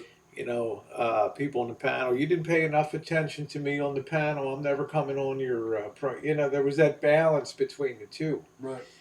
And you have to keep a panel balanced on one side and try to keep things cool, because sometimes things get heated on panels. Right. Right. Or that's going in a direction that you don't like it to go. And then you have to figure, am I going to piss these people off if I change direction on the panel? And then you're kind of ignoring the side chat because you're paying attention. So this gives you a little more. This would give you a little more. This give you a little more time. You enjoyed it, the graveyard. Thank you, Ms. I'm glad that you did. Yeah. So let's see. Who is using around? Oh, we're having a good time out here, Oda May. But I know you're. Let's see. No, my curiosity was Good night, Oda. My curiosity was just this. I'm not asking Rosie to start a panel. Yeah, Handsome Robert. There we go. I was just from a curious standpoint, because there's so many new people right now that are watching you, and there's very little old school people that are actively watching now. I mean, we have Nicole G. Jen has been your friend forever, but there's a lot of new people watching, just like me. There's a lot of new people watching. My curiosity was, there's certain people who like the panel. They yeah, of like course, certain people, yes. Certain people. I agree. There are certain people who love. There are certain people who love to be on the side chat. Everybody has a role to fit on YouTube. There's certain people who like to make content, like me and Rosie. They're content creators. I agree with that. Certain people like to be panelists. That's their specialty. And certain people like to be on the side chat. I was just curious, just as a question, just as a curiosity question that I had. How many people enjoy to be on a panel? Because there's not many of them. Thank you, Ravens. I appreciate that. It's just a handful. It was just a curious thing that was in my mind, because there's so many new people watching, and I'm just curious, out of all these new people that are watching, how many of them enjoy being on the panel? I know Nicole G does, 100%. Just curious. Just a question. Just putting it out there. It seems like I said, Rosie's made up her mind and decision on what she wants to do. I'm not telling her what to do. So. Well, I think She's if you had done as many panel hangouts as I did over 2.5 years, you would have gotten burned out on it a bit too, and just right. And also is give somebody else a chance to freshen it up a little bit. Right. Every show has its beginning and end. And when you bring new people on, it's interesting. New people have different ways of hosting. I think that's a really good thing. That's a really good thing. see. Send you audio replays. Well, it's good to do the van. The van needed. Yeah, no panels equals no problem. Exactly, northerner. No, Exactly. because I said over the years, over maybe the past year or two, uh, I remember when it's in the winter time here, and just over the years, when it's the winter time here in California, Rosie will do a lot of baking. She'll pop up her midnight baking. She'll always do her pop up her midnight baking hangout, and she'll do that. But then from time to time, let's face it, it's cold and rainy and boring here in Northern Lousy. California. Yeah. There's not much to do. If you don't go out and you're a nightlife person, either you're going to sit at home, watch cable TV, or you're going to get on social media because there's not much to do. If you're not a nightlife person, if you're a homebody, what are you going to do? Watch TV or get on the internet. So Rosie from time to time would pop up these panels. They wouldn't be a mega panel of 10 people, and it would be little panels that she would do, and she would do her little baking thing, and it would just be, I mean, because what are you going to do if you don't? If I lived over here in Santa Rosa, I'd go out of my mind without cable TV because there's not much to do here. You don't know anything about the area. Yeah, I We've mean, never taken time to go anywhere.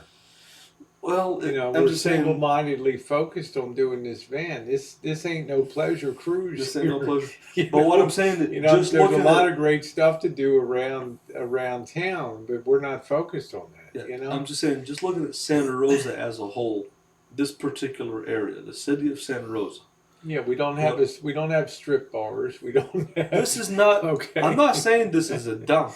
That's why If the strip bars can't afford to make the rent here to keep things going. If you're a yuppie person and you want to pay $20 for a pizza and sit down and have an American beer, there's a place for that.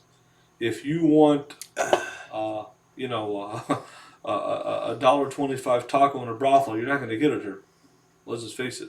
There's only certain things to do. We had a great Halloween. Thank you, Linda. Great Yeah. streams. It was a good time. Cater to certain people. The other thing that was good was, like I said, giving other people, let other people do the hangouts and the panels, and they did. Cooper picked up the ball. We ran with it for about a year. Ran out of steam.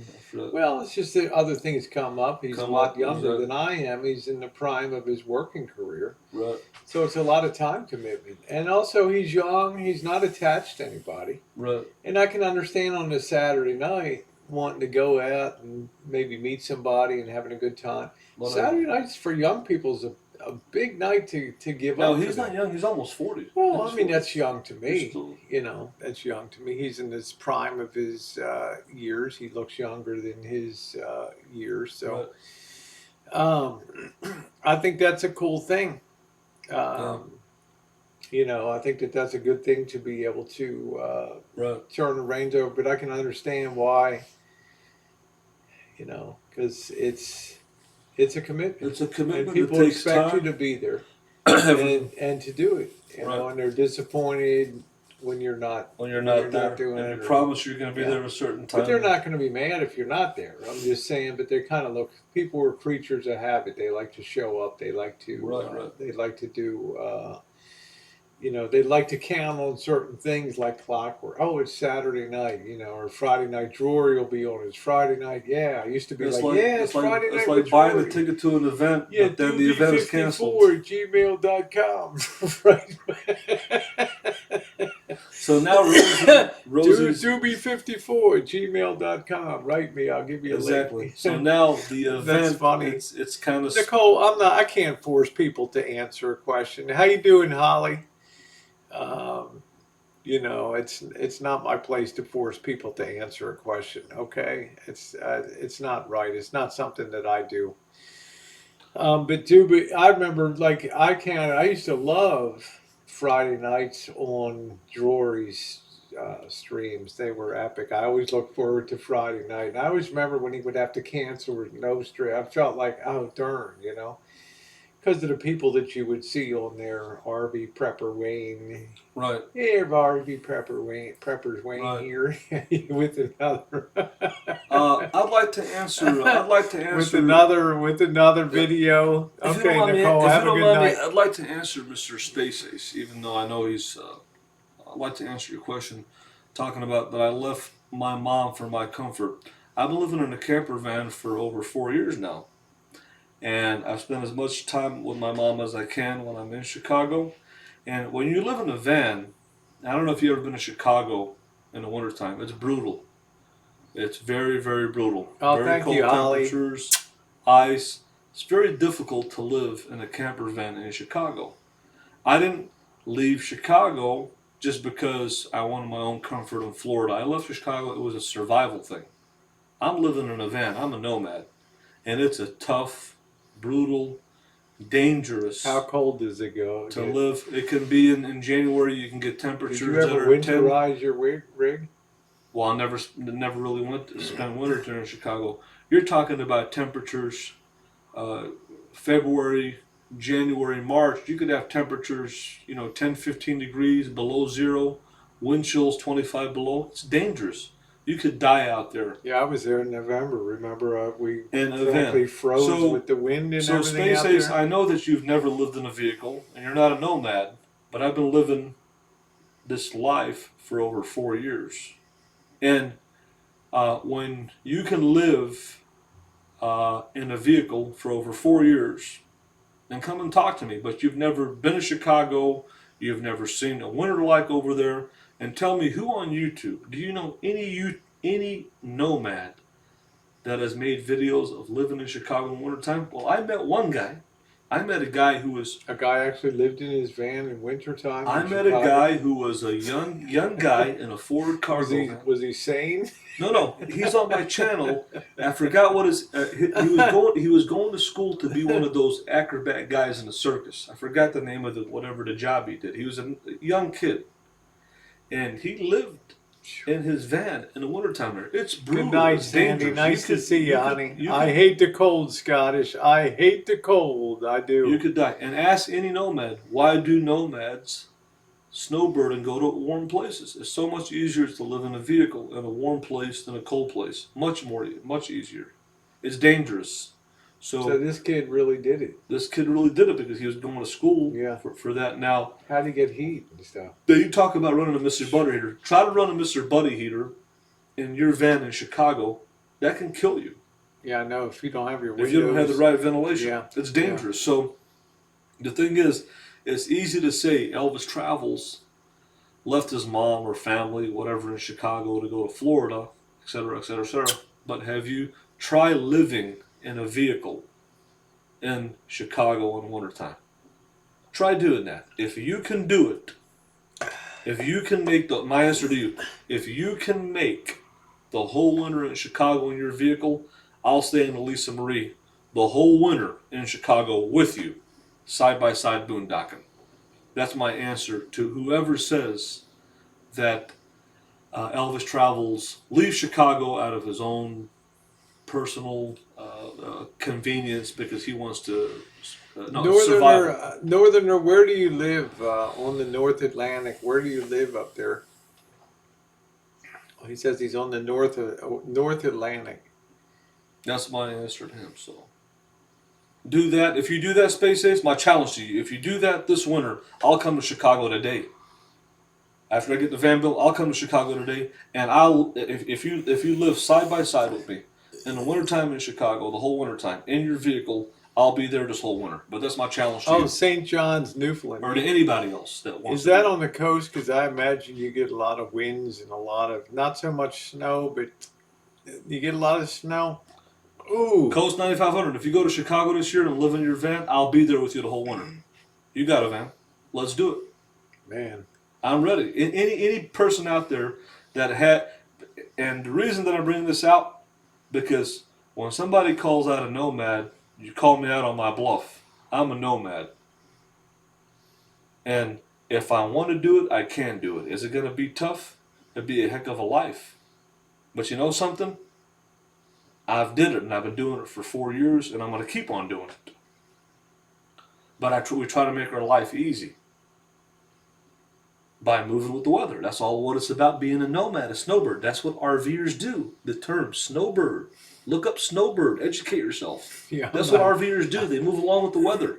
I'm not going to Chicago in the winter, and I endured the humidity and heat of Chicago with heat warnings flashing on the flashing on the signs. People who talk that never lived this life, but they come up with these one-liners.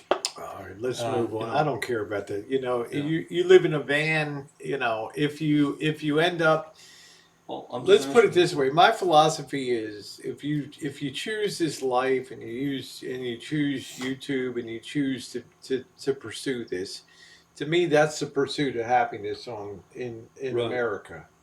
But you know, you have to also take the risk that someday, you know, it may have been that it wasn't the right thing to do. You know, that there Right. might be a day when you know you regret the decision. But you know what I mean. I'm not here to make. I'm not here to tell other people what to do in life. But you take the risks also of uncertain retirement and things like that. So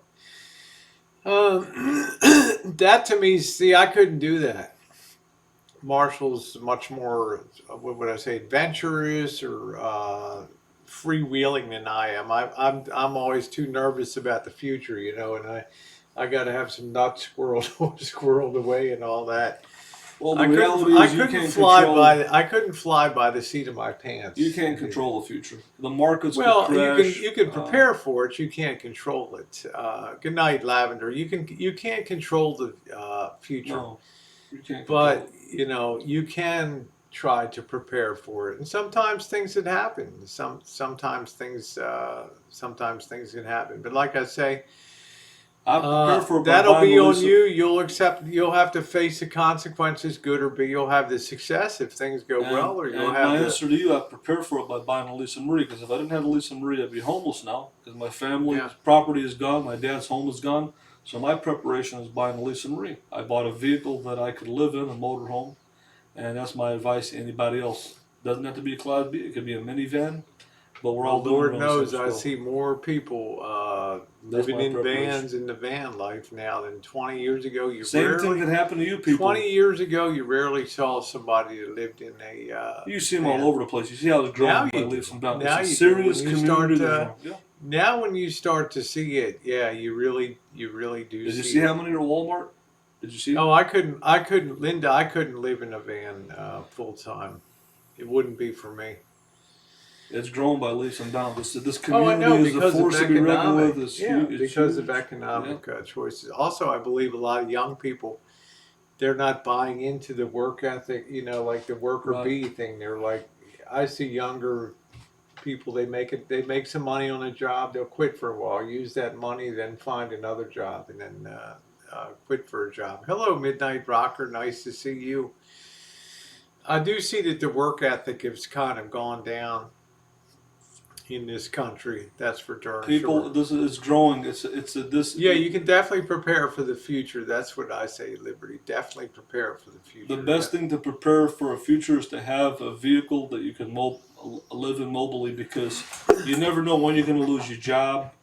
You never know when you'll have. God forbid you get sick, you can't work, you're on a limited budget. There's so many things that could happen in this world, and so really, this is a very expensive, difficult country to live in. It is. It's become a country for the rich. If I didn't go to Mexico, I would have lost my teeth. It's coming to the point. It's an expensive country to live in. Things are expensive over here. It's very I expensive. think people think Marshall's Mexican in the hood anyway. I'm waiting for him to say Buenos Dias. So all I'm here is, just like any other nomad, I'm here to educate people that you can save money by getting dental work in Mexico. You can save money by living in a van, and how to save money and how to be happy and live an alternative life. Because let's face it, I can go and be a 9-to-5 ham and egg slave like everybody else and just go pour my money away to rent, and I'm not getting anywhere. I'm going to be in the same position, living from paycheck to paycheck. The only difference is you're working your soul away, day after day after day, pounding the pavement, and not getting anywhere. Just taking all the money that you have and pouring it right back into the slave system of rent and utilities and all that other baloney. So that's how it is. Do you ever here's a good question. Do you ever feel like not having a ham and egg job deprives you of maybe some of the fun of being able to purchase some of the nicer things in life that maybe a ham and egger can get to sort of soothe the hurt from working, being a worker, getting up at 5 a.m. Think about it. Being on a limited budget every month. Do you ever feel like I Think can't buy about it. this? If I was a 9 to 5 ham and egger, I could afford an apartment and a 60-inch big screen TV. So what's the difference if I have a 22-inch? No, but I'm asking you if you ever had the experience of like, I'd like to have that, but I had it before. I had an apartment. No, but I mean now, being in the van and trying to live on YouTube and all that kind of stuff. Have you ever come to a point when you said, "Gee, I wish I had the money to do that"? But I don't have the. In other words, is there things that you've had to forego by not having maybe a ham and egg or income? Of course, when you don't make a lot of money, you have to cut down your budget. But what I'm saying is, that's what I was curious. What I'm saying is, yeah, I think so, McFly. When you're 60, you'll see. Yeah. 60 is really a critical age where all of your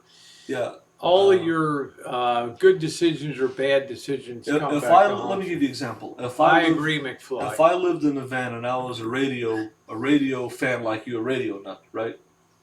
And if I just had one radio that I liked and made me happy to have in my van, why do I need 20 of them? When I used to live in a home like you, well, it's a hobby. It's a hobby. You really can't pursue a hobby in a van now. I had a hobby. Maybe you could collect rocks or something or coins, but when I had my dad's home, I had 20 different suits. But it's not a question of having them because I need radios. It's like, this is my hobby. And I had a hobby of having suits. So what I learned is, I had 20 suits in a big walk-in closet, okay? But my point is that do I really need 20 suits to make me happy? Is that going to get my mojo going? No. I realized I can have one good suit or two or one. Hey, Trish, how you doing? And the thing is, when you live a sticks and bricks life, you have the space to have more things. Yeah. Now, if the things make you happy, and if that's what gets your mojo going, go for it. But people are getting into... I'm doing good, Trish. How you doing, honey? I can't wait to go back and watch hit your replay on you. We were actually out getting something to Indian food tonight, so I'm looking forward to going back and listening to your hangout from tonight. I'm looking forward to that. Yeah, we've had a lot of laughs here on the channel, but I was just curious. You give up a lot by being on a very low income every month, so I believe in being able. I've always believed in being able to pursue the American dream, and I'll always defend that. But the consequences, good or bad, will be there, and there could be good ones too. You could achieve big success on it. I mean, who am I to say what you can or can't do? I mean, I've seen stranger things happen. Right, it's not. But would I bank? Do you think Rosie O'Kelly would bank her future on that? No, because I'm a different generational person. That we were. I saw my parents struggle mightily to just try to get by and put a Christmas on it. And that made a really big impression in my head. Like, man, I never want to live on a shoestring if I can help it. I stayed cheap, but I'm just saying, Yeah, if I had a 9 to 5 job and I had more money coming in, yes, I could do more things, other things that I want. Of course, that's a 100% question. But my thing is, it goes beyond. I had an apartment. I used to pound the pavement. You go, Michael. And work 12, 14-hour days and pound the pavement like an animal every day. And then at the end of the day, the only piece of furniture that I had in my apartment was an air mattress that I used to lay my head on and go back and slave away for 12 hours every day. So, yeah, I was making good money, but all the money was being poured right back in. So, here's my 2-week security check. Oh, here it is to the landlord. Now I have no money to live on. Now I've got to max out my credit cards and ruin my credit. It was like a snake eating my tail. That's why in the year of 2008, I decided I was going to cut back on the way I was living and try to do something different because you don't get anywhere. Well, there's no advancement in security, right? You're either a security officer or a very few management person, right? And A little contract, management goes a long way in security. well, right? in contract security, you're on a contract. No, You but I'm can lose just the saying, contract. what's the future in being a security officer, right? Are you ever going to make 100,000 a year, something like that? No, not really. And there's That's no what I'm future. saying. Yeah, So- but everybody does what they want. You could work. But what I'm saying is, could you have chosen a different career path and gotten into, say, been a mechanic or an automobile mechanic or something like that? And then maybe eventually you've opened your own shop with people working for you or something like that. Or gone Well- into the auto sales business like your Well, dad did. I'm a very free-spirited person, I and I don't like understand. to be bonded and shackled. And committed, That's fine. I and don't have any committed- issue with that. And committed to anything. So Yeah. when you say commitment, when somebody buys a property, has a home, you're in commitment. When you have children, that's a commitment. When you have marriage, that's a commitment. When you have a car payment, that's a commitment. And when you're a free-spirited person, you don't want anything shackling you down like chains. I hate that. I hate that feeling of being a prisoner to something. And to me, I don't see being shackled to being committed to something as being freedom. That's like being a prisoner.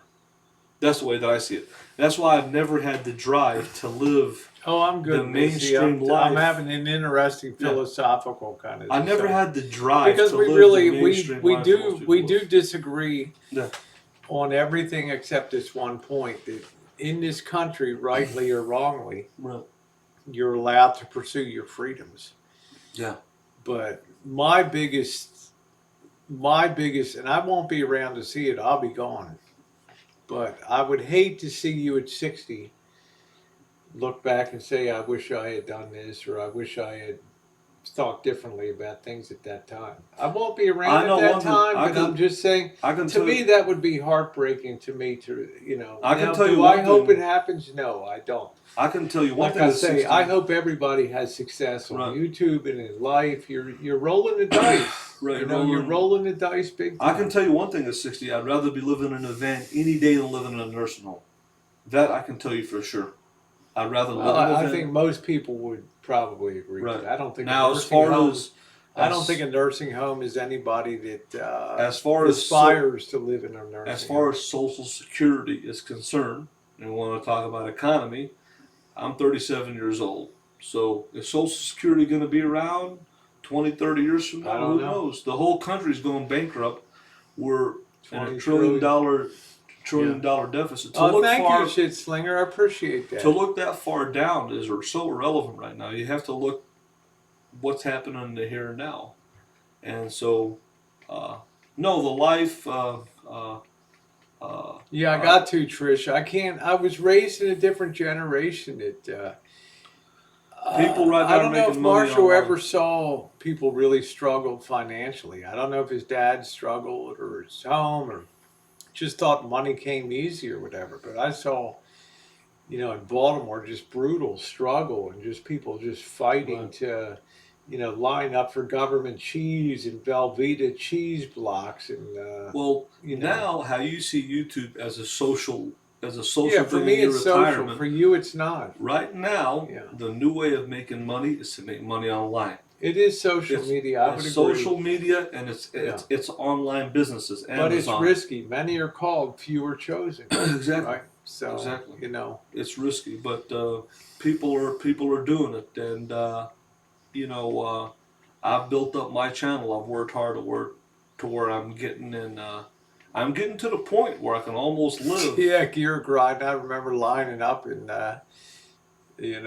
lining up for the Velveeta cheese blocks and stuff like that. Yeah, I remember that. I mean, it was just, and you hear your grandparents talking about the Depression and how hard it hit everybody and how difficult it was, and you think to yourself, "Whoo, I never want to go through that stuff." So my inclination is squirrel a few nuts away and work like hell for 47 years or whatever, 46 years.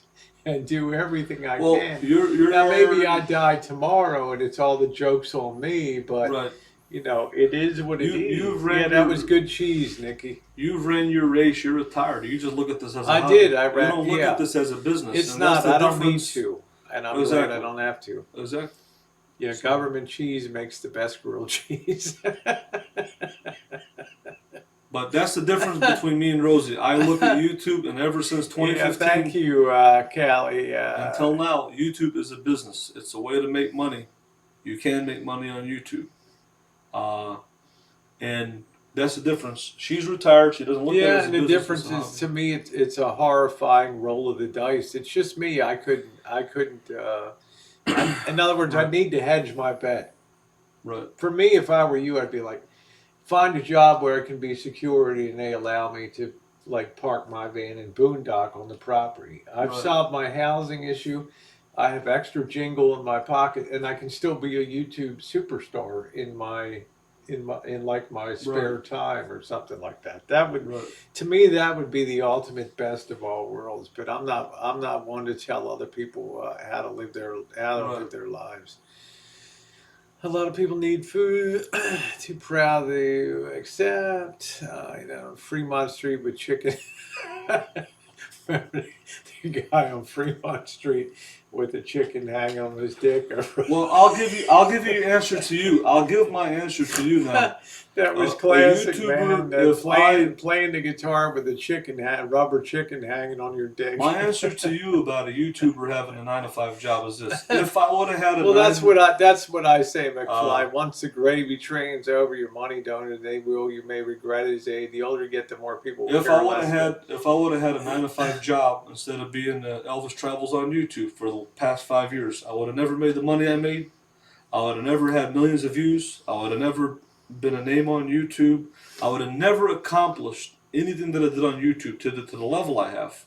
Not the money, not the fame, not the views. I would have never been on the same level I am on YouTube. But I dedicated myself to YouTube 100% Now, for almost 5 what years. would the flip side of that coin be? I would have been. No. What would people say the flip side of that coin is? What do you mean? They would. I think people on here would say they'd probably say, like the tragedy of social media Right. and YouTube is, you get enough. They give you enough to just get by. That's not true because there's been times where I used to No, make but I'm $500 not, a yeah, I'm night, not saying $600 that. a But month. that was then. This is now. Right. And I know you say you never know when the next person's You coming. never know. But I'm saying the tragedy of YouTube is, suppose it doesn't pan out, and you'll be like, well, there was enough to just keep me going, enough to keep me going month to month. Right. And people would say that actually kept you from being long-term successful in life because it kept you from facing the reality that maybe we don't make it as, YouTube celebrities or something. But it was enough to just, like the carrot dangling in front of, I don't know. Well, as people who are living on their Social Security, would you take away from them? Is this enough for them to get it by? Well, It's the same hopefully, with I mean, YouTube. Social Security was not designed to be a retirement. It was a supplemental retirement. It Right. wasn't designed. Wasn't But people turned it into their sole source of people income. are just living on that? I don't know It if you wasn't realize designed to be that. It was a Exactly. supplemental. You was were a supposed to still still save have- for your own that. future. And now companies don't have pensions anymore. Now they're just 401k. Yeah, don't time out Scottish, please. But I think it's just like saying, so again, anybody can say, can have an opinion on something. Do you do YouTube full time, or do you get a 9 to 5 job? There's been times where Well, I've that's a made more random. money. Yeah, on random YouTube trucker than- has a good point So- too. Who says the government doesn't break up YouTube one day? One of the risks of being a monopoly is that the government comes in and, forces change on something. Or, Right. Marshall, as I said before, YouTube comes along, which they did in 2015. They Right. changed the split on what they paid creators, and they took more for themselves in that split. Right. But there could come a day, conceivably, when they just say YouTube's just a fun platform, and Right. our advertisers, we're not going to share anything with creators anymore. Right. It's just going to be a like a Facebook, Uh, just a social, just a sharing platform. I think YouTube, for me, has been 3 key words: social media experiment. Did I know how much money I was gonna make? Did I know? Did I knew the first day that I was gonna have a GoFundMe. I was going to make $1,500 in 2 hours. Of course not. I didn't know. You roll the dice and you see what you get. It's like gambling at a casino. It's the same thing.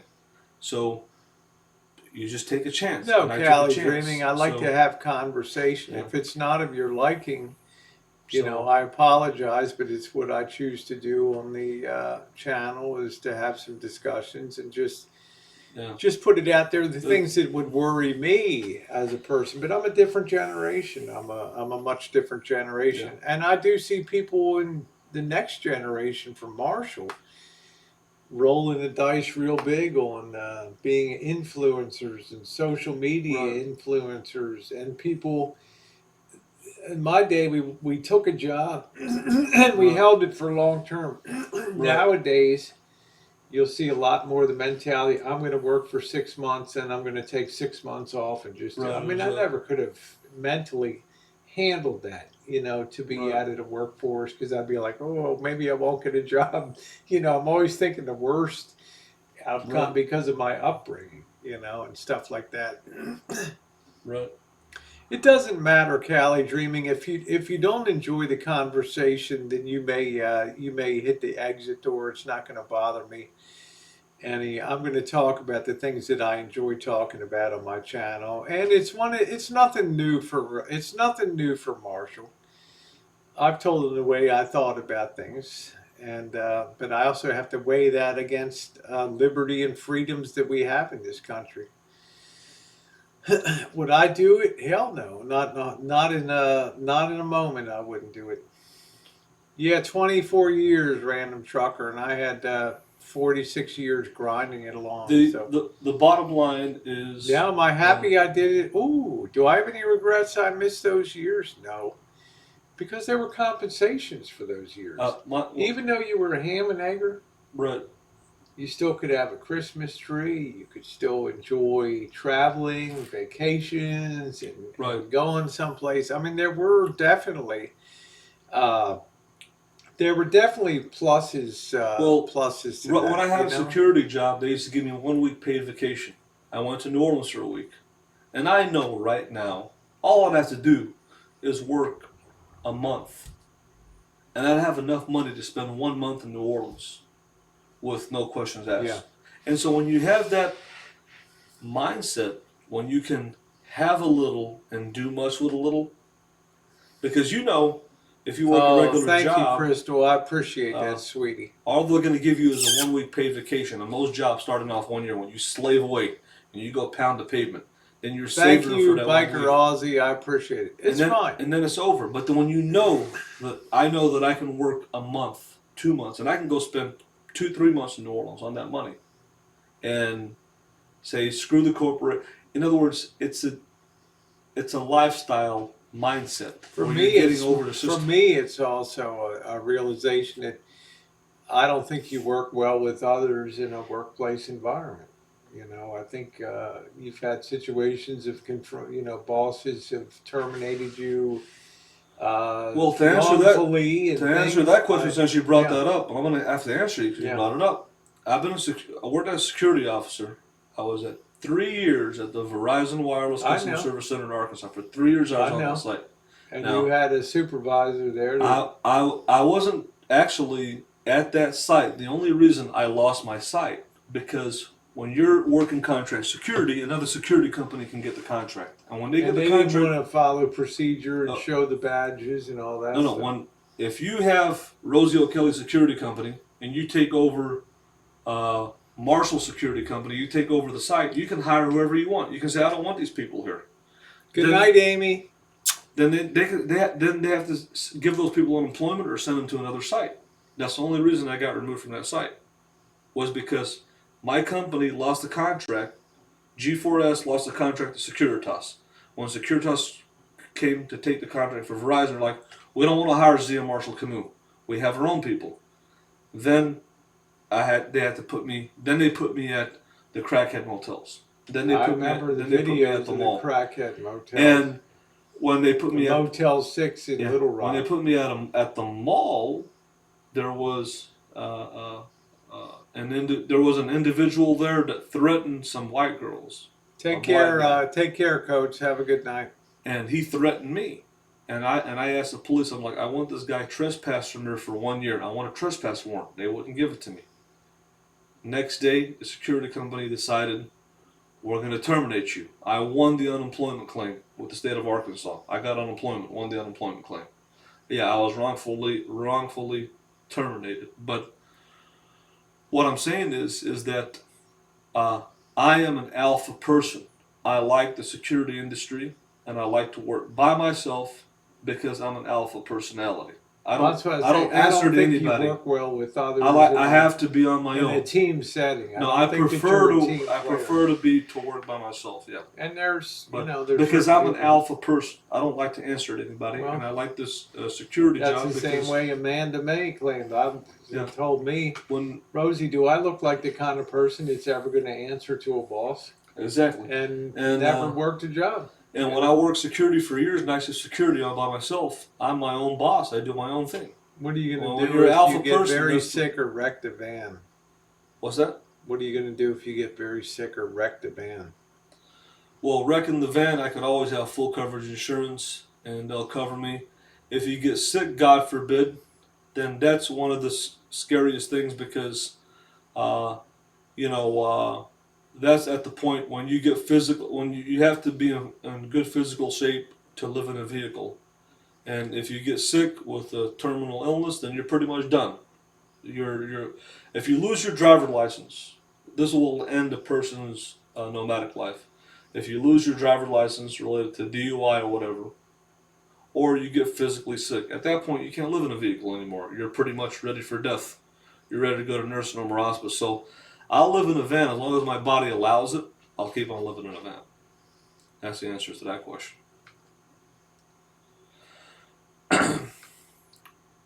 So I did. What if you wrecked it? You think a full coverage would pay for that? Well, with insurance, I can actually get an agreed value coverage in Elisa Marie for $10,250.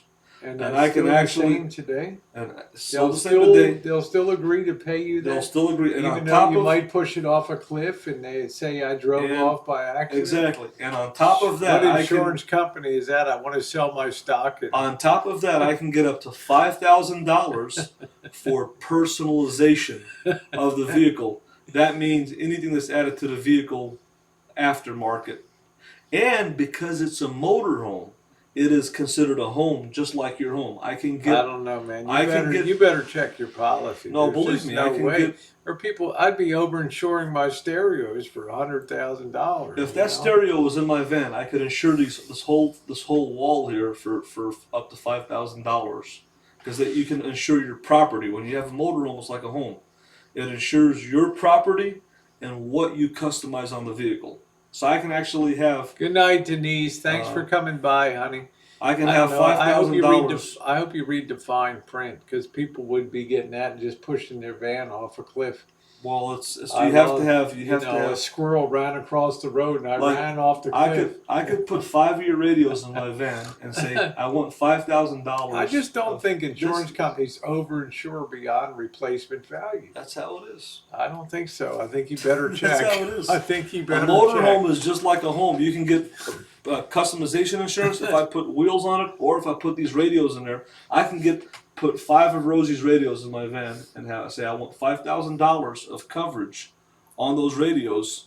That's my personal property, and they're going to cover it like your home. That's the way it works because it's a home. It's Well, I not. don't know many insurance companies that will overinsure something. They'll want to know what the current That's what it is. value Believe me, when it of comes to it- nomadic life, I got to answer for depreciated everything. value of it is. Because Yeah, they'll prorate the value of it. you show them the receipt. You have to have your receipt, and they'll see what the value is. Yeah, they're going to prorate the value. It's not brand new. They'll prorate the value and see what it is. I'm sure we have Because- some insurance. I'm sure we have some insurance agents out here that.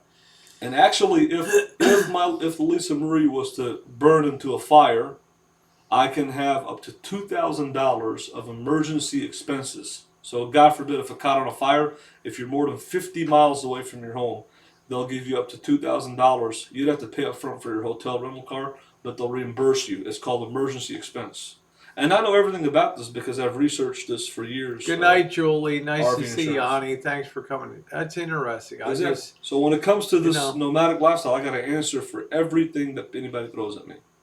well, I mean, 'Cause I've- look, for me, I don't care. Right. You're the one that'll enjoy the success or bear the payout of failures. Not me. It's not anybody on the side chat. Right. So I don't really get over invested in what you've made the decision to do that. Right.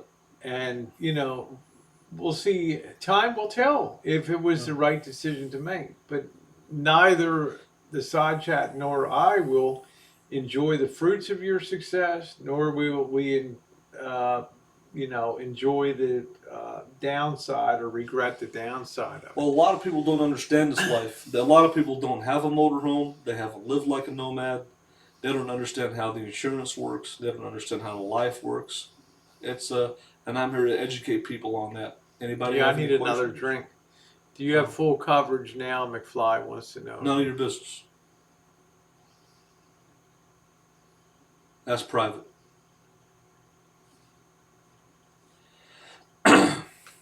I'm just telling you guys how it works. I've researched this. I've been living That's this fine. life. I don't mean look, to me. It doesn't matter if you're satisfied, then that's fine.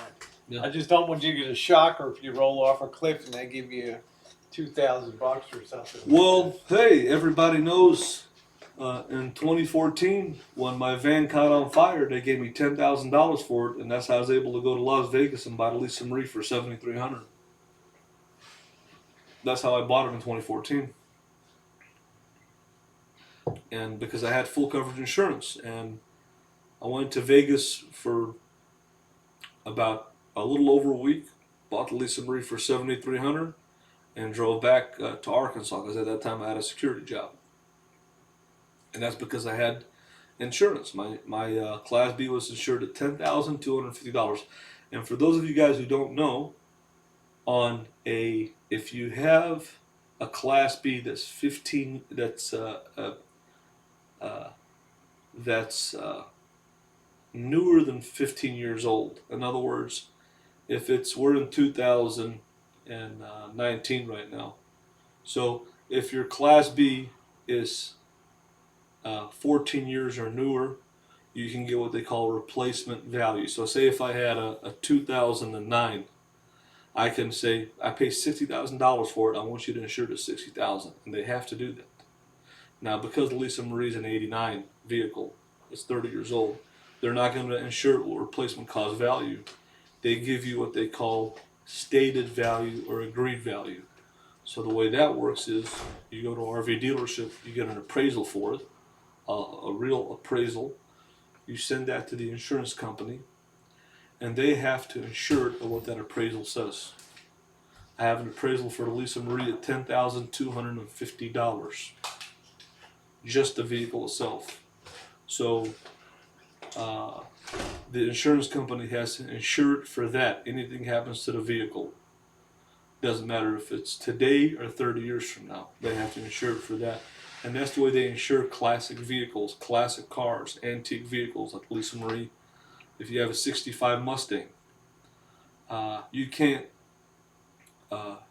if you buy a new Mustang right now and you pay $60,000 for a Mustang or a Corvette, say, hey, you can get replacement cost value for a newer vehicle. But older vehicles, they work on a different policy. So that's what I learned, and that's how insurance works. And that's how, like I said, I was able to buy Lisa Marie after my first van caught on fire. And people can see that van on my channel on Elvis Travels. It's called 1997 Dodge Coach House. It's the first Class B that I had before the Lisa Marie. I had it for 1 month, caught on fire at a mechanic shop. They were changing the fuel pump. And I only had it for 1 month. And then I bought the Lisa Marie in June of 2014, went to Vegas. Because the insurance company sent me a $10,250 check. So anybody who has an older Class B, older motorhome, make sure that your policy, actual cash value is this. In other words, if I had an actual cash value policy, the insurance company will look at uh, what the book says or what these vehicles are selling on the market. They're not going to give you what you want for it. It's a cheaper insurance policy. That's what most of you people have if you have full coverage, is actual cash value. The insurance company looks for a comparable vehicle. If something happens, and they'll pay you for what a vehicle is going for in the market, like your vehicle. That's a cheaper insurance policy. Most of you have that. It's called actual cash value. It's a lower, it's a cheaper policy. But it doesn't, if you want a better coverage for a classic vehicle, you're supposed to get what they call state or degree value. That's the way it All works. right. Now I got a question for the side chat. All right. This is something that somebody wrote me today, and I'm curious about. You guys live in all different parts of the country.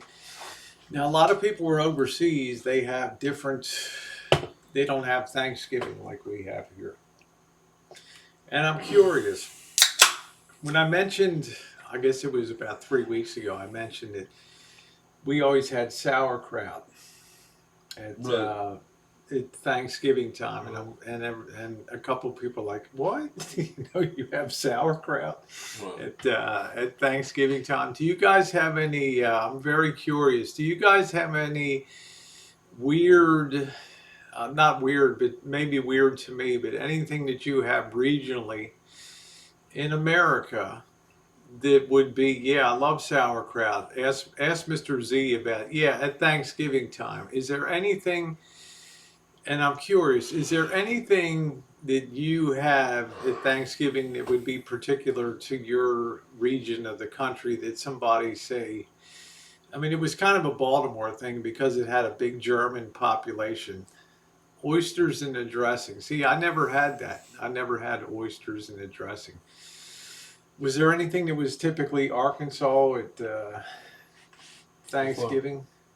I mean, Arkansas American food? Yeah, no, at Thanksgiving that they would put in the table at Arkansas that maybe somebody in Maine would say, "What?" Well, we've all heard about the new thing. I don't know, the deep fried turkey.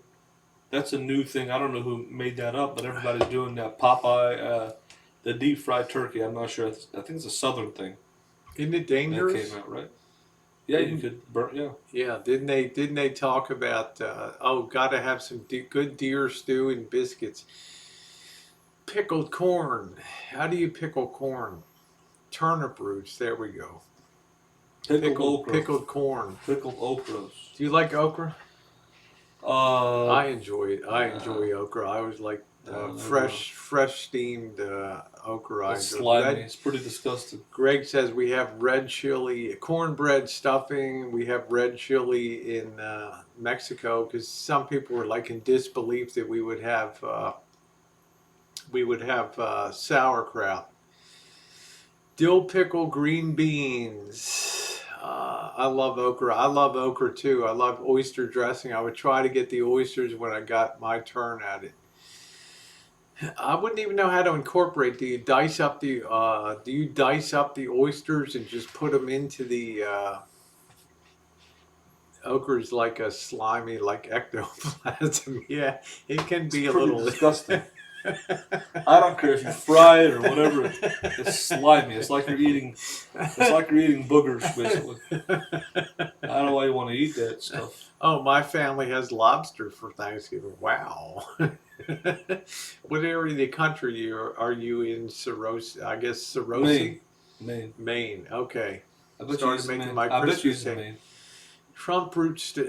Turnip roots stay good in the ground throughout winter. Yes, they do. Okra and boogers. I don't know. Yeah, whoever eats okra is like you're eating a whole bunch of boogers. You might as well eat a bunch of slimy boogers. And snot and boogers mixed together. Like, who eats that crap? Oh, give me a break. I don't know, man. I love oysters, though. Oysters are good if they're grilled. The thing that surprised me, being such a foodie, is that you've never had sushi before. You know, I mean, there's an art form. It's a whole. There's no flavor. It's a whole sushi. cuisine. It's a bunch of No, what, there's boiled delicate. rice? The flavors are very delicate. You know, There's you're no. always like spice, and I've all been that. to Japanese buffets and I don't even touch the sushi. Oh, There's no flavor. I love oysters. Yeah, fried okra. The seaweed awesome. is good though. I like the seaweed sushi with the seaweed. I'm not much on. That's the one I don't. That's the one I Turkey and like. baked ham with all the trimmings, deviled eggs for sure. I like raw oysters. My my goal is to go down to the Acme Oyster House and see if I can take the challenge. I think it's if you can eat like 6 dozen oysters or something like that. It's you get on the Wall of Fame down there. So Oh, I know I could do 6 dozen oysters, no problem at all down there. You know I can put food away. You saw that tonight, right? oh yeah, she polished off. When it comes to yeah, she can polish off for a person of her size. First time I saw her polish off a whole rack of ribs at At 115 the Gale Street. Gale Street, and I couldn't believe she polished off her size. Fried okra with spiral ham is all I worry about. Man, I like that. Yes, I'm for fried okra as long as it's good. I actually enjoy okra. There's a restaurant in Mobile like that. Okay, Matronese, it's interesting. Rosie can polish off a whole rack of ribs. Lobster No problem. bisque. Man, don't ever get the Dollar Tree lobster bisque. Ooh, I've been craving ribs, yeah. Mincemeat pie.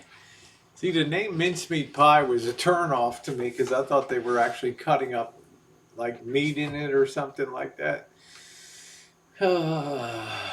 Yeah, no, I love raw oysters. I like to hit the buffet that has oysters on the half shell sitting there. And I'm always very happy when they go by and say, "Ooh, oysters." It's just more for me when I go up and load up my plate. The place, the best buffet I ever had in my life is Harrah's Casino in New Orleans. You get jumbo Gulf shrimp, soft shell crab that's fried. That place is awesome, man, and it's cheap. Yeah, I thought the 20 bucks. same, Jay Holick. I thought the mincemeat was like best one I had was Harvey's in Lake Tahoe.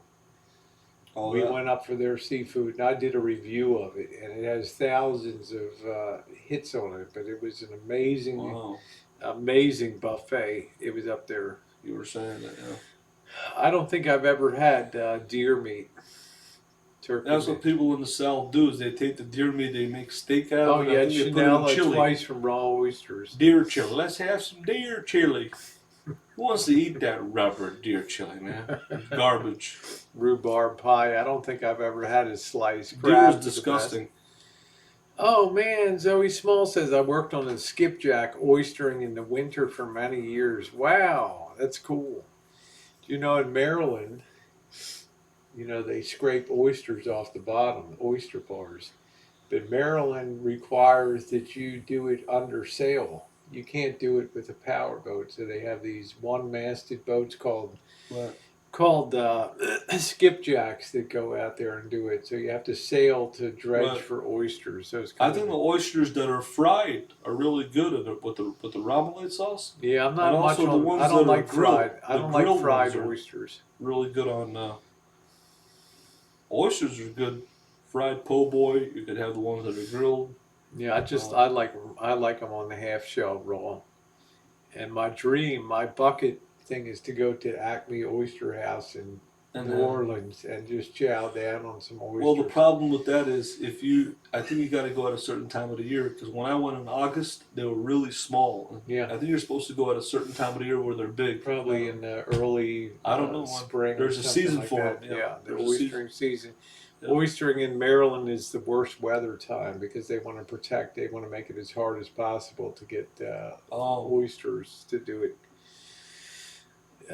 This Friday, I'll be out on the water at 5 a.m., man. Deep sea I don't fishing. know how she does. I mean, shoot, man. Up at 3:45, man. They were saying, "Is Marshall going to go deep sea fishing?" I said, "Man, are you kidding me?" That's dangerous, man. Months that have R in the name are best. Like January, February, March, April. well, yeah, April, and then they disappear till like September or October. Yeah, ours in the month of the season. There we go. One thing though with this, There you go, Zoe. Lunch every day was oyster stew and fried oysters. That's cool. Yeah, I don't think Marshall would probably be apt to be seasick, and the seas are very rough in November when we go out. Yeah, we'll video that McFly probably over the next 2 weeks or so. We'll be on the gun range. I need to clean my Beretta, and I think Marshall could do fine with a Glock 19 or a Glock 22.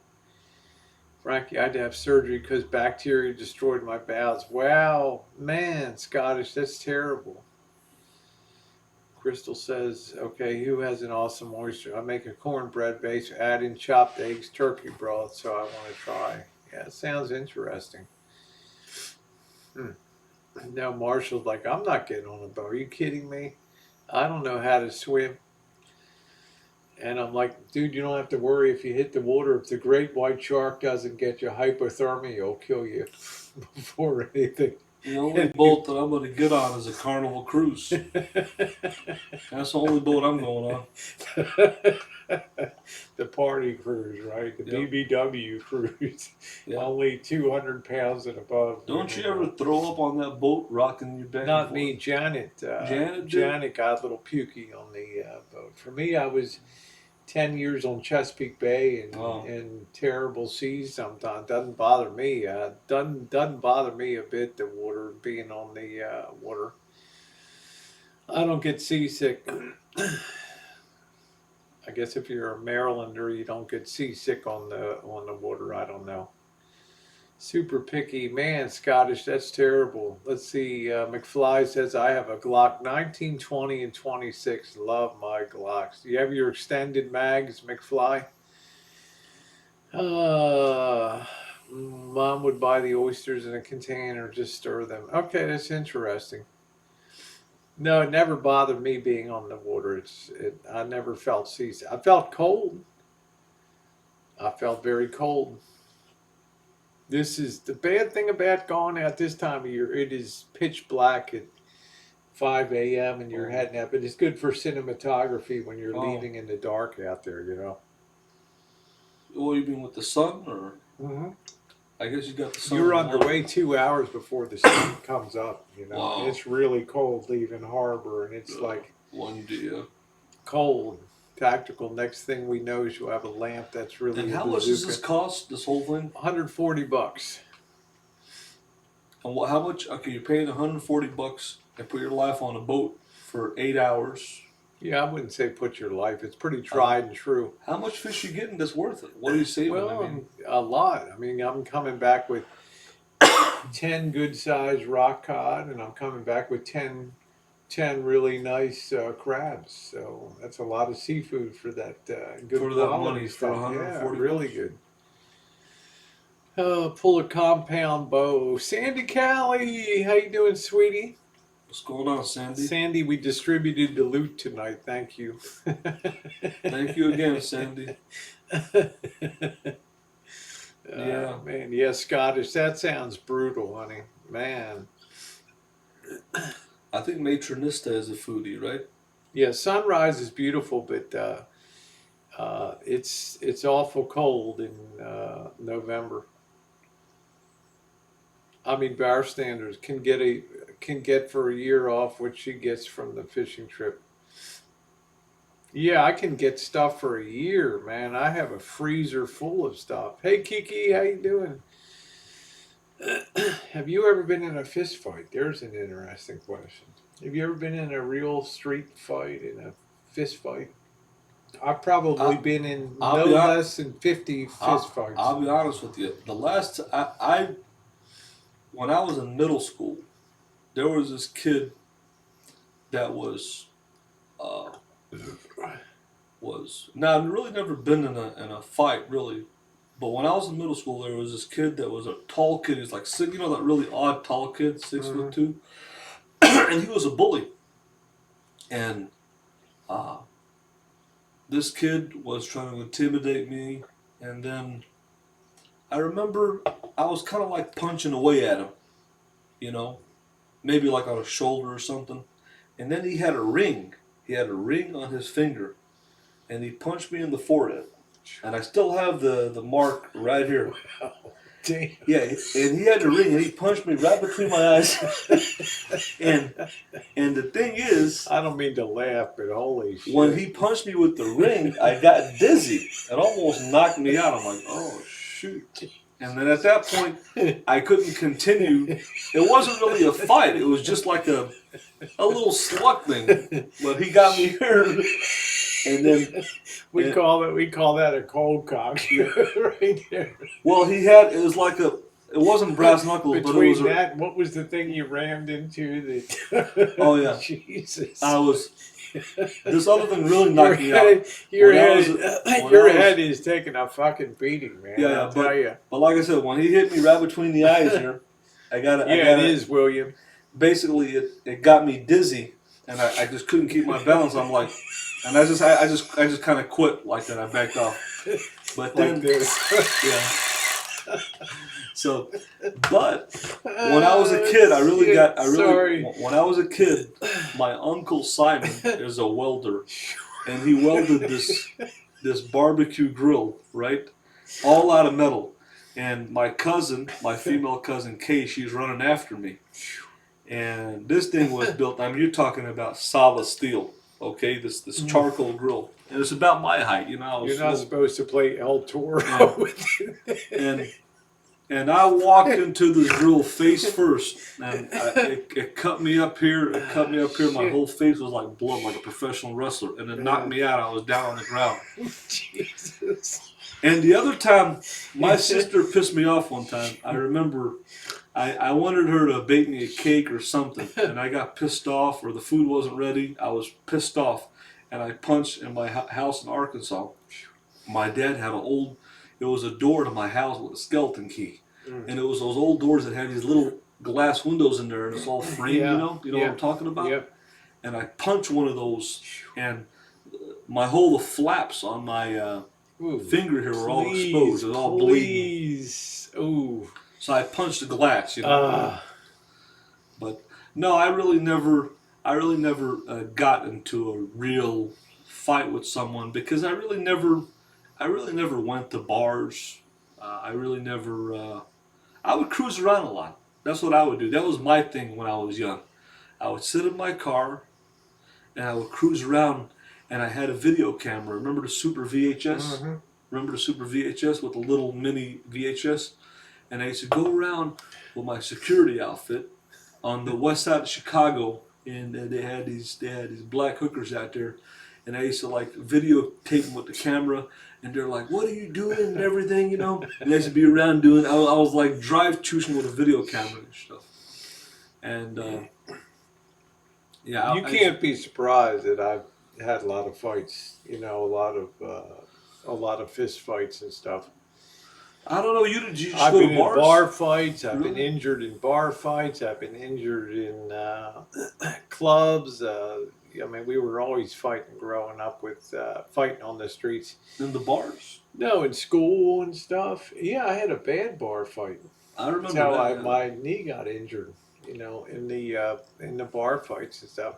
I've had at least 50 fist fights in my life. At least 50. The only time you're going to get into fights... No, because I'm scrappy. So somebody would think, hey, I'm just going to pick on this kid. Right. And I would be the one that would, let's go, man, let's go. And they might get the best of me, but they'd never come at me So again. you fought in your adult years, or just your also school all years? the way up through probably 1985 was the last real big fist fight I got in. In bars? Yeah. I don't understand. I don't know. I just don't. People usually. My bar room fight happened at a place called Gerard's Nightclub in Baltimore. And I had a business at that time, and I took my employees into an annual thank you night. They wanted to go out and have some drinks when we closed up the business. Right. And we went in there, and somebody said something to one of my employees. Right. And I went to stand up for him and said, "Whoa, hey, let's chill out. Don't." This guy's like, "We got to kick you out," and I'm like, "This person only said something and something big deal. You're gonna kick Right. out somebody for something they say." And you know, Right. before I know it, there was a security. There were two security guys. One of them was hopped up on cocaine, Right. and he was really overdoing his job. Right. He's Right. like, and right. So we started getting into it, and a melee developed. Right. Right. So I'm swinging. Ripped took my shirt off, and I'm in there swinging away like a mofo in this Right. bar. Next thing I know, one of the big security guys held me behind, and the other guy took my right leg The and bouncer? Oh, twisted all the way around 180 degrees. jeez. So my foot was behind me. Okay, Jeez. Yeah. and it took me about 3 months to recover from that. What So was the whole fight over though? Do I you don't know? even remember what it's Oh. about. Drinking and somebody says something and somebody Wow. gets carried away and all that. So that was Usually tough. people fight in bars Yeah, there we go. because Four they're scores. fighting over a woman. Usually that's the issue, or somebody just mouthing off to each other. But I saw a really funny They always punch. think I'm coming with this one, and I rabbit punch them. There was this one guy in the club, Rosie. There was this one tall black dude, looked like Snoop Doggy Dogg. This guy's like 6'4", and there was this white dude, probably about 5'10". The white guy was mouthing off to the black guy. The black guy was so tall, he was just mouthing off to him, and he gave him like a straight jab like this from like above, like that. This is not the guy right out. It was pretty funny. Like the black guy was talking about, I'm gonna get you, my I'll tell you, if you were raised in Baltimore, you were a fighter, man. I mean, that's the way it was. There's always somebody that wanted to start crap or something in there. So you either defend yourself or you continue to get picked on. Now, I'll tell you, I lost more fist fights than I won. But I tell you, I never usually had repeat bouts because a bully will typically not want a lot of Right. resistance when he does his thing. You know. So Most if you people- put up a hellacious fight, Right. they're like, well, that wasn't as fun as I wanted it to be. Right. So Where I had stood up to my bully, I was ready to fight him, but the thing is, the guy had a ring. And if somebody punches you with a ring, man, and you're talking metal, boom, it's like a brass knuckle. They can knock you out. I like that. And I like the but- barbecue where you're doing El Toro. But You still have that dent in your head took a beating, man. I'm telling you.